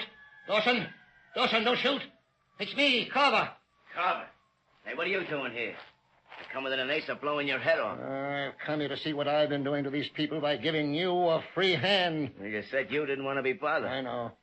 I'm to blame. I've been blind. But that's all finished now. I'm going to make this village all over, build new homes, make up for all the misery I've caused these people. You're getting kind of soft, ain't you, Carver? You won't think so when I tell you that you are through. Fired, you and Al Trimble and all your kind. Listen here, you mealy-mouthed old skinflint. You can't fire me. I've done your dirty work too long. You get out of Carverville, you're through, Dawson. Yeah? That's what you think. You and nobody else is firing me. Put down that shotgun, Dawson. You'll hang for this. The devil I will. It'll be an accident. An accident like what's going to happen to that city. Dawson, don't you pull that trigger, you fool. Say your prayers, you rat. Ah! You missed. No, something knocked the gun up in the air. You didn't, Carver. You couldn't. Something just about knocked the gun out of my hand. You are quite right, Bill Dawson. I saved you from committing a cold-blooded murder. What was that? Who said that? The Shadow, Dawson. Shadow? A ghost? Call me what you like, but I am here, helping Daniel Carver, helping the people of this village. Bill! Hey, Bill! Dawson! You get him? Al, come on, we're getting out of here. Something just talked to me. You must be drunk, Bill. Hey, what's that over there? It's old man Carver. But it wasn't him. It knocked my gun right out of my hand. Come on, I tell you, this place is haunted. There ain't no such thing. No, yeah. Listen to that. Where is it? Come on, tell me, where's it coming from? Who's that laughing? It ain't Carver. Yeah, it did sound kind of like a ghost. And I don't see nothing. Go quickly, both of you. Get out of Carverville and don't come back. Come on, Al, you fool. Let's get out of here. Hey, Bill, wait! Wait, don't leave me here alone with that thing. Wait! Shadow, are you still here? Yes, Daniel Carver. Oh, thank you, whatever you are. Thank you for saving my life. I saved you because you have much work to do. If there was only some way of repaying you for making me see the truth, you should have credit for all this. Just bring happiness to the people of this village, Daniel Carver. That will be your repayment in full. Hope everyone's enjoying. I'll do it. Look, Carver, the people of the village are getting up enough nerve to come out of their houses. I'll call them all together right now. I'll tell them what I'm going to do. I'll make this the happiest Christmas season they've ever had. Yes, I believe you will, Daniel Carver. Why do they all sound like zombies? What is going on? And I don't know why the cold death. I don't remember this being a Christmas Carol episode, but it does take place December 19th, 1937. So it's roughly real close to Christmas time, and they turn cold death into like kind of a Christmas Carol episode. But listen to these people moaning. They sound like they're zombies. Who's that? Yeah, who's been shooting? Anybody hurt? Hey, golly, it's Mr. Carver. What's he doing here? Thanks, Harry. Wait a moment, all of you. Oh, I know you have good reasons to hate. Tonight I've been shown why. Someone came to me. Oh, I don't know what he was. I don't care. All I know is he was like a spirit of God. He has shown me how to create a new Carverville, a happy Carverville, where the spirit of Christmas will shine all these years through. Men and women, a shadow has brought us light. This, Carver, this is the peace on earth, goodwill toward men. Friends, this afternoon we have an event of unusual importance to bring to you. The Shadow program is to be honored with one of radio's most coveted awards, which heretofore has been captured by other outstanding programs such as Jack Benny, Fred Allen, and The March of Time, the Pilot Radio Award. Mr. Harry A. Smith, president of Blue Coal, will accept this award from Mr. Sylvester Thompson, vice president of the Pilot Radio Corporation, who will make the official presentation. Ladies and gentlemen, Mr. Thompson. Thank you, Mr. Roberts. During the past year, the Pilot Radio Award Society has been making periodic awards to various programs on the air which represent the highest achievements in their particular fields of entertainment. And so it's only natural that your program, The Shadow, should have come to our attention. But we can easily understand the reason why The Shadow has held its high place in popular favor for so many years. It brings all the thrill and flavor of mystery drama to radio audiences. In addition, the committee commends you very highly upon bringing some of the finest actors of the American stage into the homes of so many radio listeners. Recognizing your noteworthy contribution to fine radio entertainment, I take pleasure in presenting to you, Mr. Smith, the Pilot Radio Award of Merit. And I am certain that the Shadow will continue to delight radio audiences for many years to come. Thank you very much, Mr. Thompson. On behalf of the Glen Alden Coal Company and the D.L.W. Coal Company, producers and sellers of blue coal, it gives me great pleasure to accept this award. We greatly appreciate this recognition of our efforts to entertain the radio public. We realize, however, that the credit is due to those who prepared, directed, and presented The Shadow. The Blue Coal Dealers of America join me in expressing their appreciation to our very able artists who have presented this entertainment, and our thanks to you for this recognition of their efforts. I assure you that they will endeavor to keep their future presentations of the same high quality that we endeavor to maintain in every ton of blue coal.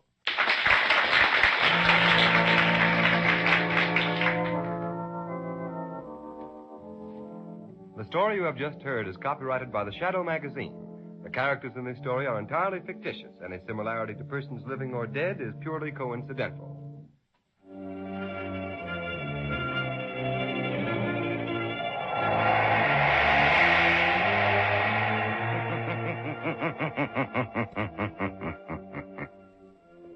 The weed of crime bears bitter fruit.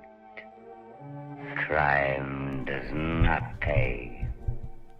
The Shadow knows.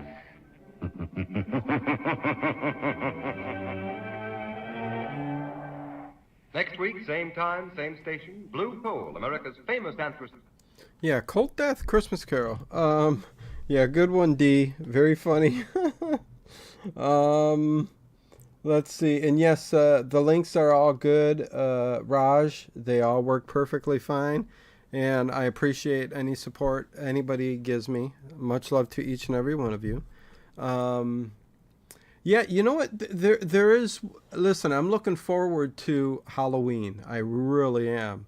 The Halloween season. And I've got a couple things I want to do. I want to start working and build my own haunted house. The first time ever of me building something my own that I'm going to try to make on the fly, and see how it works out. So that's one thing. And secondly, I've got a lunatic asylum. It's a lunatic hospital. It looks really cool, but it's huge. And I don't know how long that will take me to build. But I do love Halloween, and I can't wait. Look forward to it.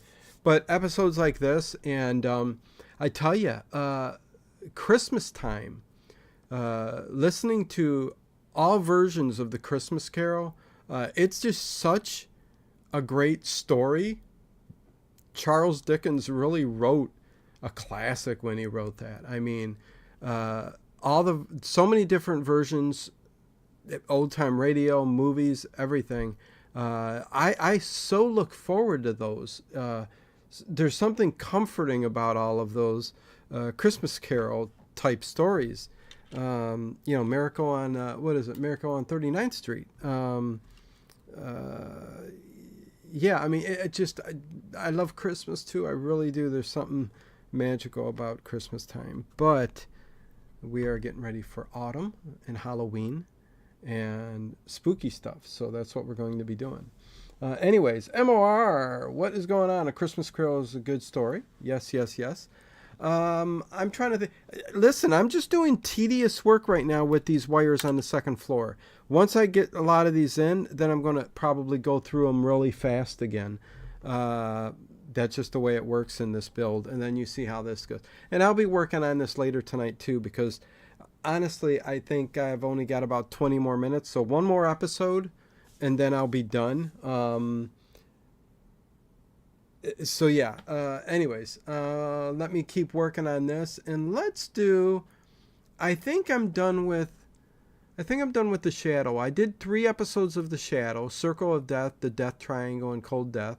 I think, speaking of, The Whistler, I'm going to do a Whistler. I'm going to do Miracle on 49th Street.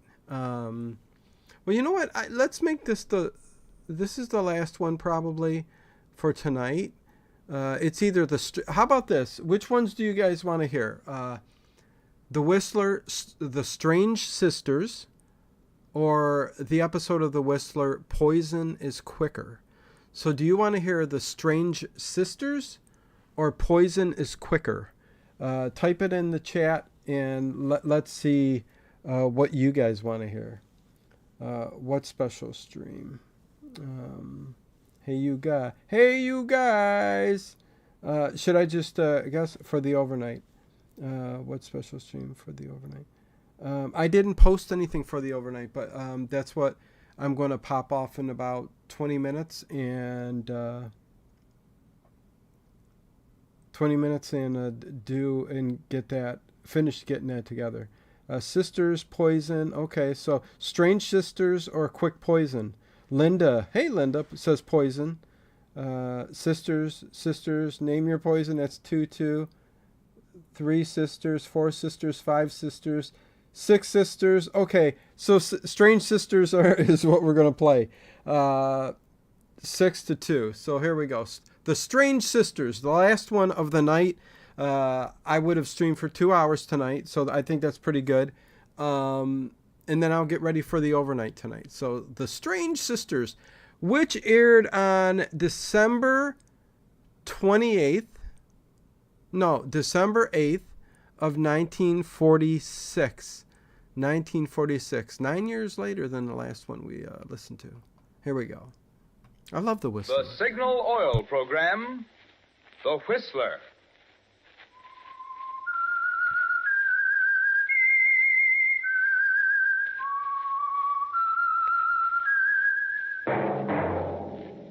That whistle is your signal for the Signal Oil Program, The Whistler.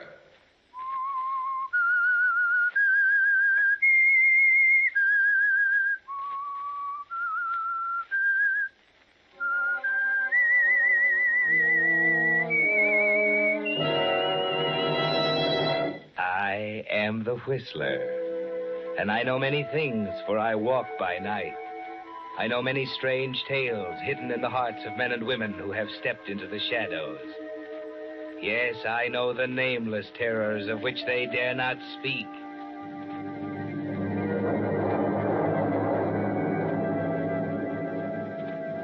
Yes, friends, it's time for the Whistler. And remember, let every traffic signal remind you, with new Signal gasoline, you do go farther than ever. Look for the familiar big yellow and black circle sign that identifies those popular Signal service stations in 7 western states from Canada to Mexico. And now, the Whistler's strange story. The Strange Sisters.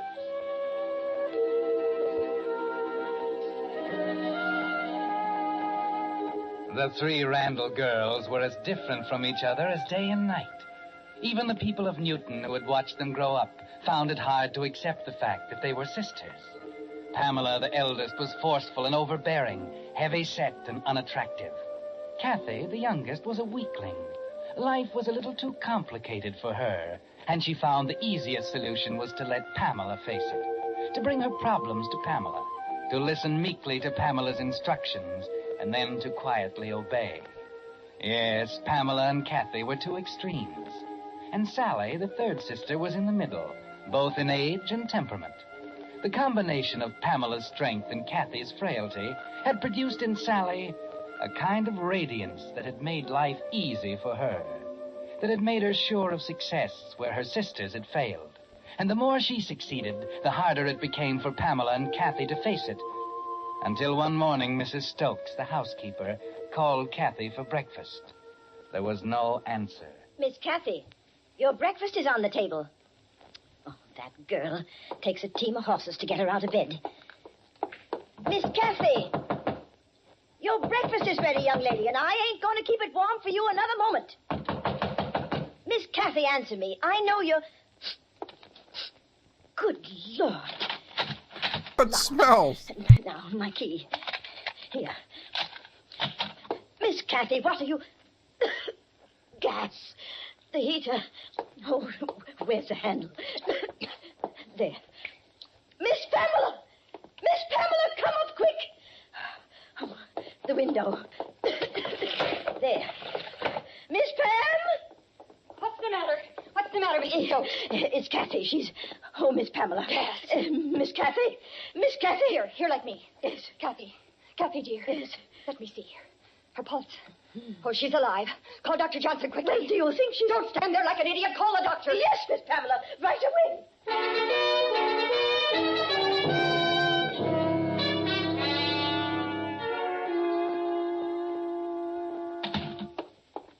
Hello, Pamela. Well, it's nice of you to leave your work, Sally. That's a peculiar remark to make. I think it's apropos of the moment. I don't. As usual, I suppose we disagree. Where is she? In there with Dr. Johnson. Will she be all right? I don't know yet. Well, I'm going in and... Wait a minute.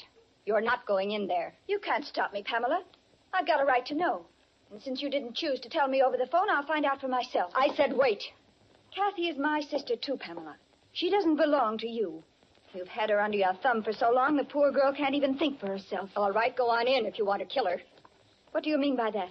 I've managed to convince Dr. Johnson it was an accident. It was an accident. She left the gas heater on and You've then... never been very clever, Sally. Kathy tried to kill herself. You're wrong. You're making it up. She didn't have a reason. I admit it wasn't a very good reason, but it's been used 1,000 times. Go on. It's a man, Sally, and a rather shabby specimen at that. She was in love? Yes. How long has it been going on? 6 months or more. You're sure? Of course I'm sure. This lady's rude. Oh, is they it, are Pamela? strange sisters. Your fiancé. Henry? Why... Oh, you're wrong. You must be wrong. He never gave her any reason. He's hardly even spoken to her. You asked me and I told you.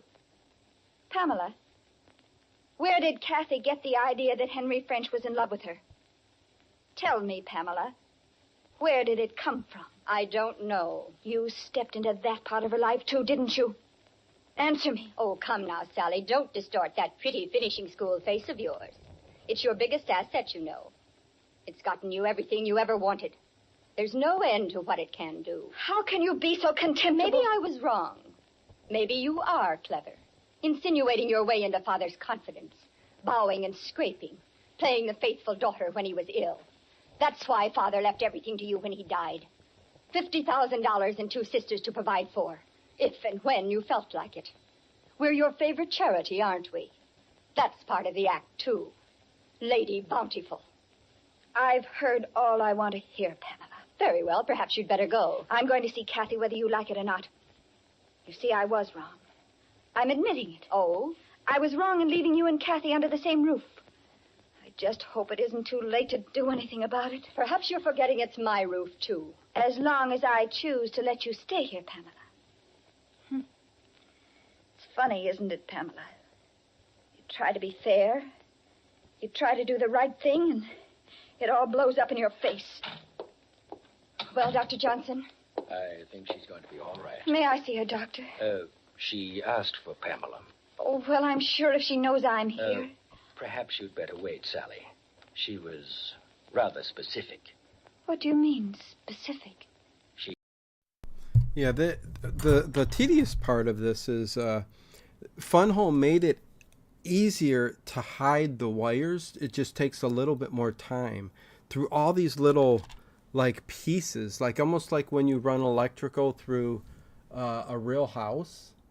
You know what I mean? These little pieces, the wires have to go through all these little directional openings, and it makes it almost like you're wiring a real house.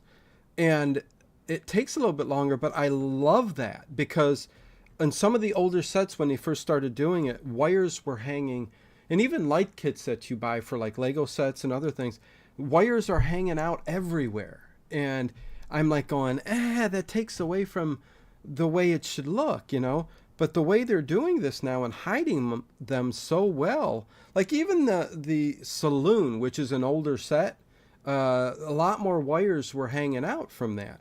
But the newer ones, they're getting better and better and better at hiding them. And I just think it's really, really good. Back to the show. He doesn't want to see you, Sally. Oh. I'll go in, Doctor. Are you going to wait, Sally? No. I'll go. I left her prescription on the dresser, Pamela. 3 drops and half a glass of water every 4 hours. May I drop you off somewhere, Sally? Oh, thank you, Doctor.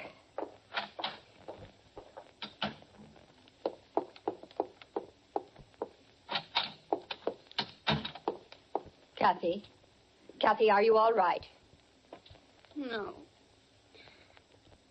No, I'm not all right. I'll never be all right anymore. You mustn't feel that way, dear. I made a mess of this, too. I never do things right, do I, Pam?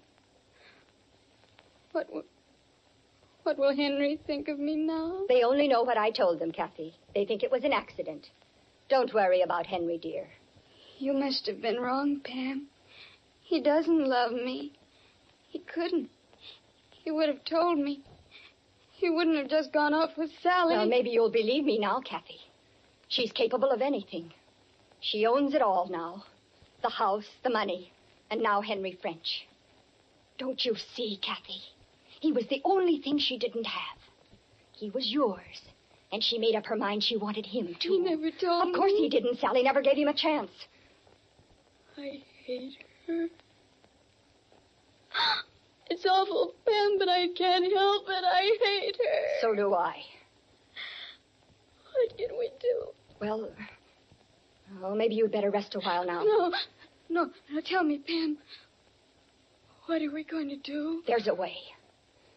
Yes, there is a way. What? Kathy. Kathy, we're going to kill her. Can't wait to do the Titanic, but that's going to be way down the line. With the prologue of tonight's story, The Strange Sisters, the Signal Oil Company brings you another strange story by The Whistler. You've no doubt noticed those big red and yellow billboards that tell you now go farther than ever with new Signal gasoline. Well, that's important. But unfortunately, there isn't room on those billboards to tell the equally important part of the story, the finer performance in new Signal gasoline that makes this good mileage possible. Now, here's what I mean. New Signal's quicker starting naturally saves gas. Signal's smooth, fast pickup saves gas. And Signal's effortless anti-knock power that sends your motor purring up the steepest hills saves gas. So you see, the features in gasoline that make driving a pleasure are the very same ones that add up to more mileage. That's why we say your speedometer is the best proof of gasoline quality. If you want the tops in performance from your car, the logical place to find it is the new super fuel that now helps you go farther than ever. New Signal gasoline. And now, back to the Whistler.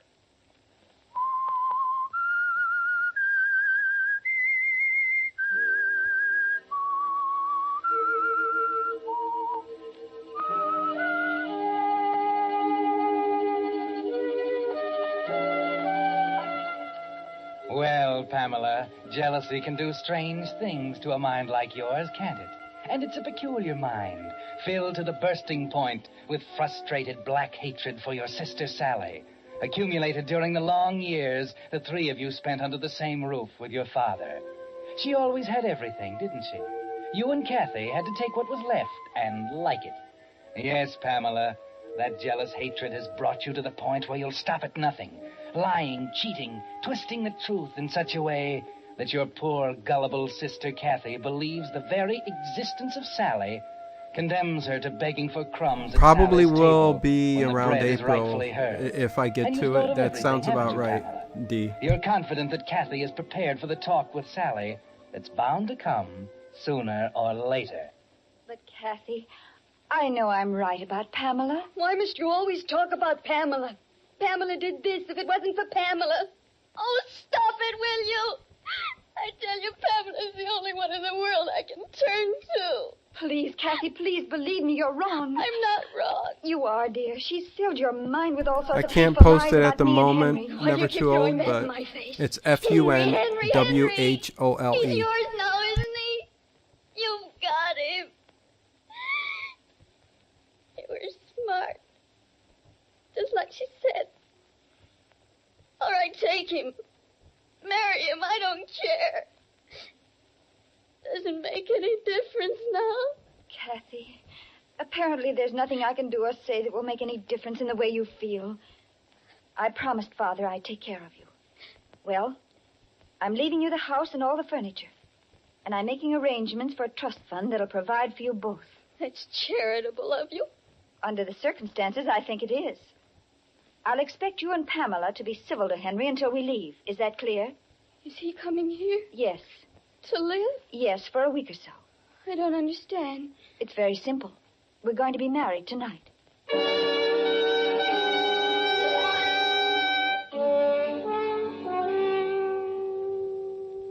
Yes, Pamela. Kathy was prepared, wasn't she? Sally was right. Nothing she could do or say would make any difference, because Kathy is yours, isn't she? For too many years, she's depended on you for guidance, looked to you for advice, regarded everything you said as truth and everything else false. Yes, jealousy is a strange thing, Pamela. It's been there, deep inside you, for as long as you can remember. And it was convenient for you to find a cause for it. Sally and your father, the legacy, the house, the money. But that's gone now, isn't it, Pamela? Sally's been pretty fair about it. She and Henry are married now, and you have the house and your share of the money. That's what's strange about jealousy. The cause is gone, but it's still there, stronger than ever. And with I have it, not, Raj. your I have plan not. for murder. Did you get the key to their room from Mrs. Stokes? Yes. Here it is. She doesn't know you have it. No, she's gone to the store. I took it off the hook. Give it to me. What are you going to do? Just look around a little. Why? Henry's things are up there. He brought them in last night before they left. Well? I'm just curious, Kathy. Just curious.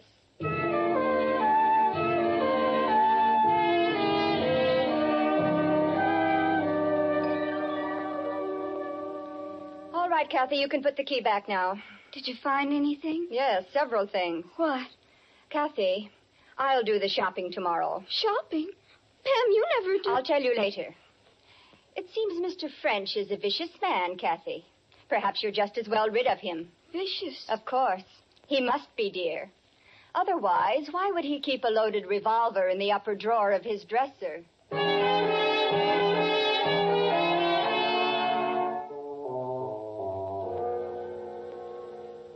Well, Miss Pamela, what are you doing around here? Why, you ain't been in the store for 6 months now. Oh, I thought the walk might do me good. Well, what'll it be? A small rolled roast, please. About 3 pounds, perhaps. I got just the thing for you here. You ain't looking too well, if you don't mind my saying so. Something wrong? No, nothing. Oh. Will this do? Yes, that'll be fine. It's kind of small. Oh, it'll do, Mr. Watkins. You see, Kathy and I haven't been too well lately. I thought so. Now, come on, what's up?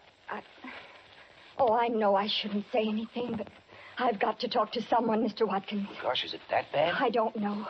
It's Sally and that husband of hers. You don't say. Oh, they've been quarreling dreadfully. It's been going on all morning, and I just had to get away from it somehow. They was only married night before last. You won't say anything, will you, Mr. Watkins? Promise me. Sure. Well, it's about the estate. Sally told him she was going to deed part of it to Kathy and me, and he flew into the most dreadful fit of temper. I could hardly believe my eyes. Here's your sugar, Miss Pamela. Thank you, Mr. Kennedy. I'm sure sorry about that. You won't say anything, will you? Me? Oh, no. Ain't there anything you can do? Let's see now. You wanted a shampoo and a finger wave, Miss Pamela. Yes. Gosh, I can hardly get my mind on my work after what you told me. You won't say anything, will you? Oh, of course not, Miss Pamela. Not a word.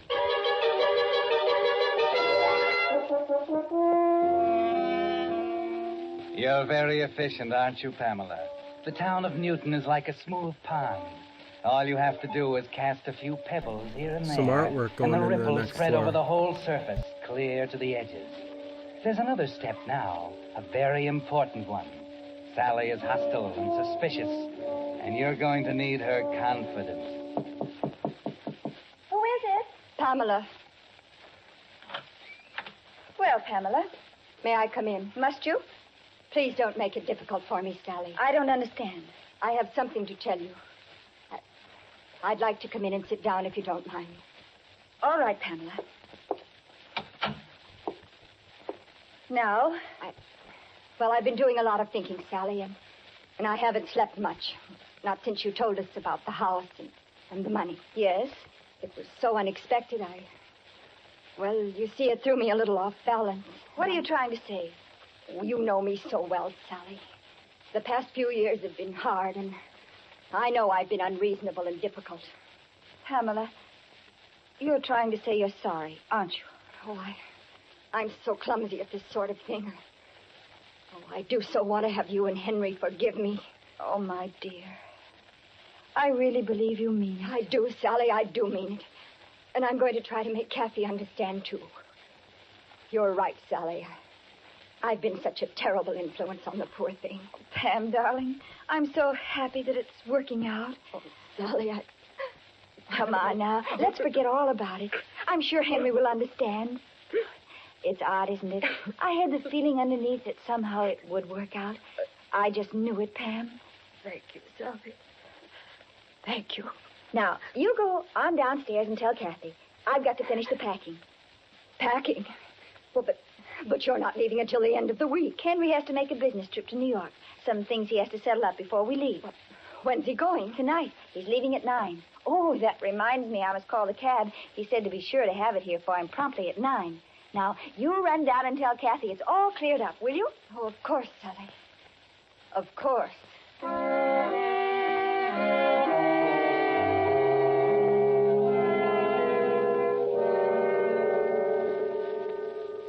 That's what I get for avoiding them.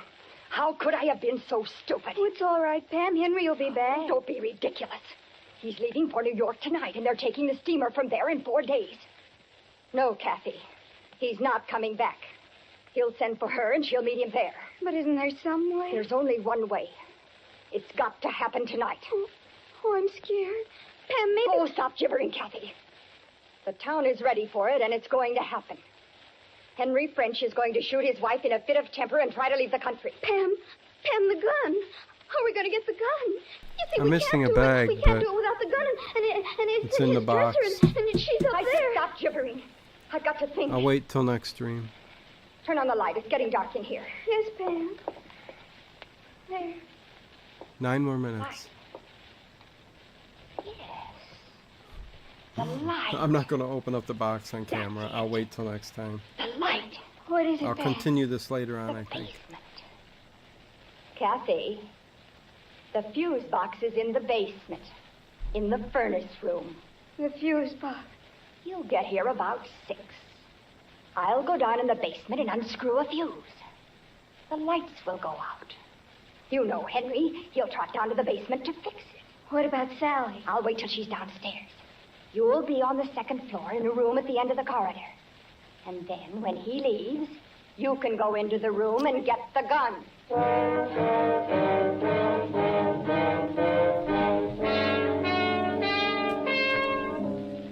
You can see it pretty clearly now, can't you, Pamela? The people versus Henry French, the charge murder. It's easy to think there in the basement as you wait in a dark corner after you unscrew the fuse and listen to the confusion upstairs as they stumble around in the dark. Then, as an afterthought, you find an old blown-out fuse on the I'll shelf. have to look up Psycho Biddy. Just in case Henry might wonder how a perfectly good one could come unscrewed by itself. Then, when it's over, you return secretly to your room at the end of the 2nd floor corridor. Did you get it? Yes, here it is. I wore my gloves, Pam, just as you told me. All right, now listen. We haven't much time. He's down there now waiting for the taxi. Have you got your watch on? Yes. Now, let's see. Oh, luminous dial, that's good. Now, listen carefully. The taxi is calling promptly at 9 o'clock. I got this today at Spirit Halloween with my sister. My daughter. 9:05. Who's going to do it? You are. Oh, Pam. You've got to. I'll have to be upstairs. You'll be in the basement. Henry will leave in the taxi at 9, and I'll get Sally up on the 2nd floor on some pretext. At 9:05, I'll scream that you've fallen down the basement stairs. She'll run down. Yes, Pam. I understand. Now, remember, not until after 9 o'clock. We've got to be sure Henry is gone. All right, Pam. I'll look at my watch. I promise. Good. Now, you'd better get down there. It would be rude of me not to be there to say goodbye to him.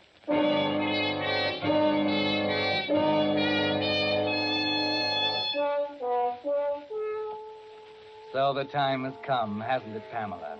40 years of pent-up hatred is about to find release at last. For the first time in your life, you're actually cordial to Henry as you make small talk with him in the entrance hallway, and you feel a glow of satisfaction as you watch him carry his bags to the waiting taxi. Then, just as you begin to wonder why Sally isn't there to see him off, you hear a foot on the stair, and your heart stops. I love it. Solly, what's the matter? Jumbo. The suitcase.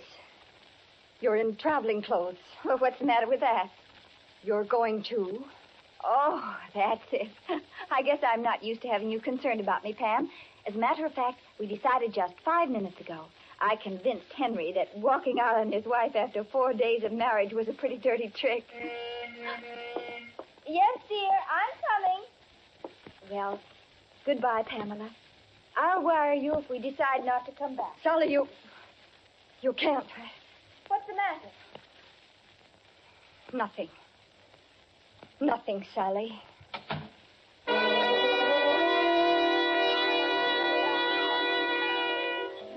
You watch unbelieving as she walks down the steps to the taxicab.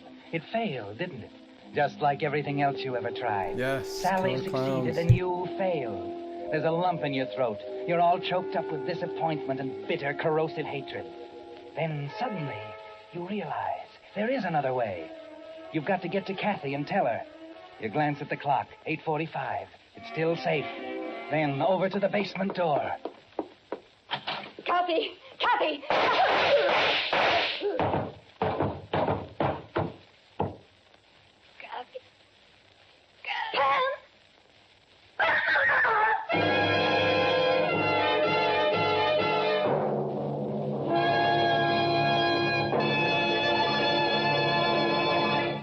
The Whistler will return in just a moment with a strange ending of tonight's story.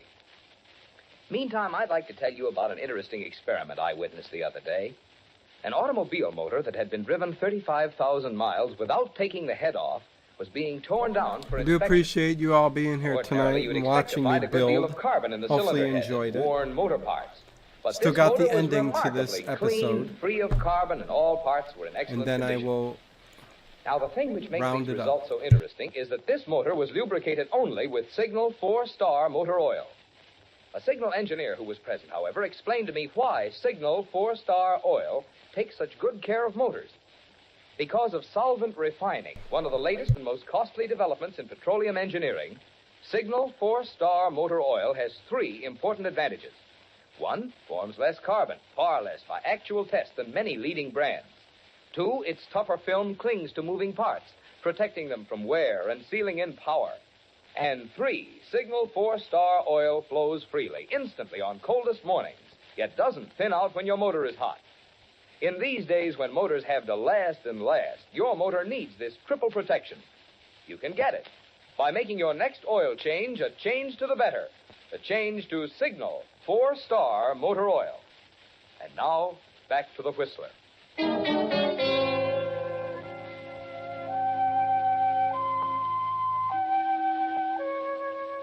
So it didn't work out, Pamela.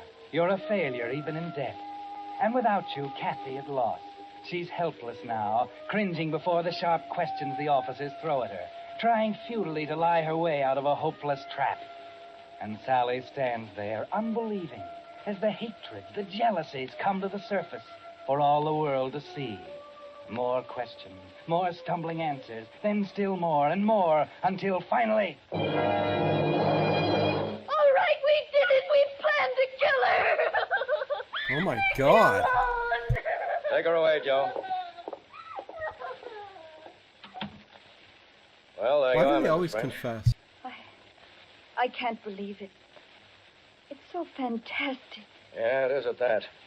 They knew Mr. French was leaving at 9. Planned to kill you with his gun. In the dresser drawer. That's where he kept it. Pamela was smart, Mrs. French, but she forgot one thing. The clock on the wall read 8:45, so she figured it was safe to open the basement door where Kathy was waiting to kill you. She forgot it was an electric clock. When she pulled the fuse down there and cut out the current, the clock lost 18 minutes.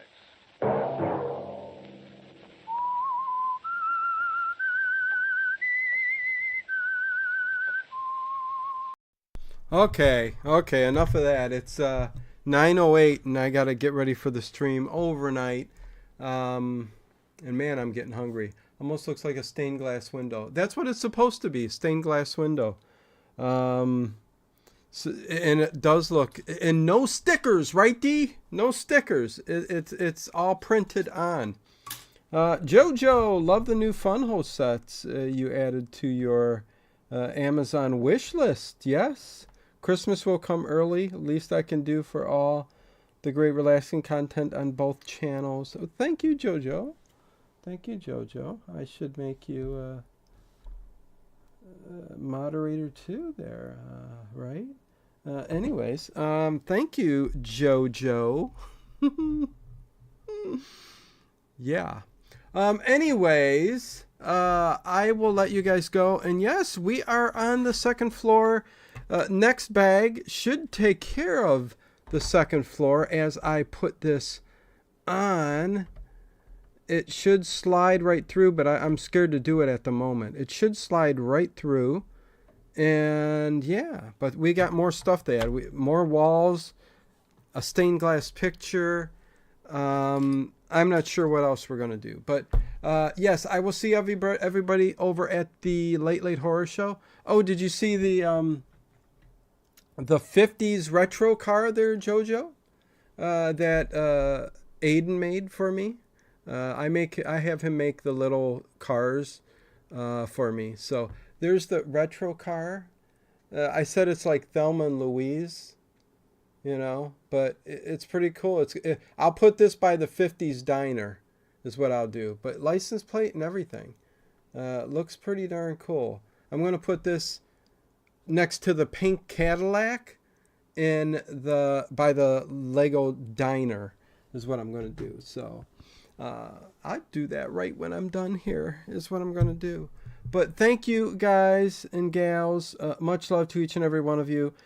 Stay tuned for what's over on the other channel, and I will see you soon. Until the next stream, much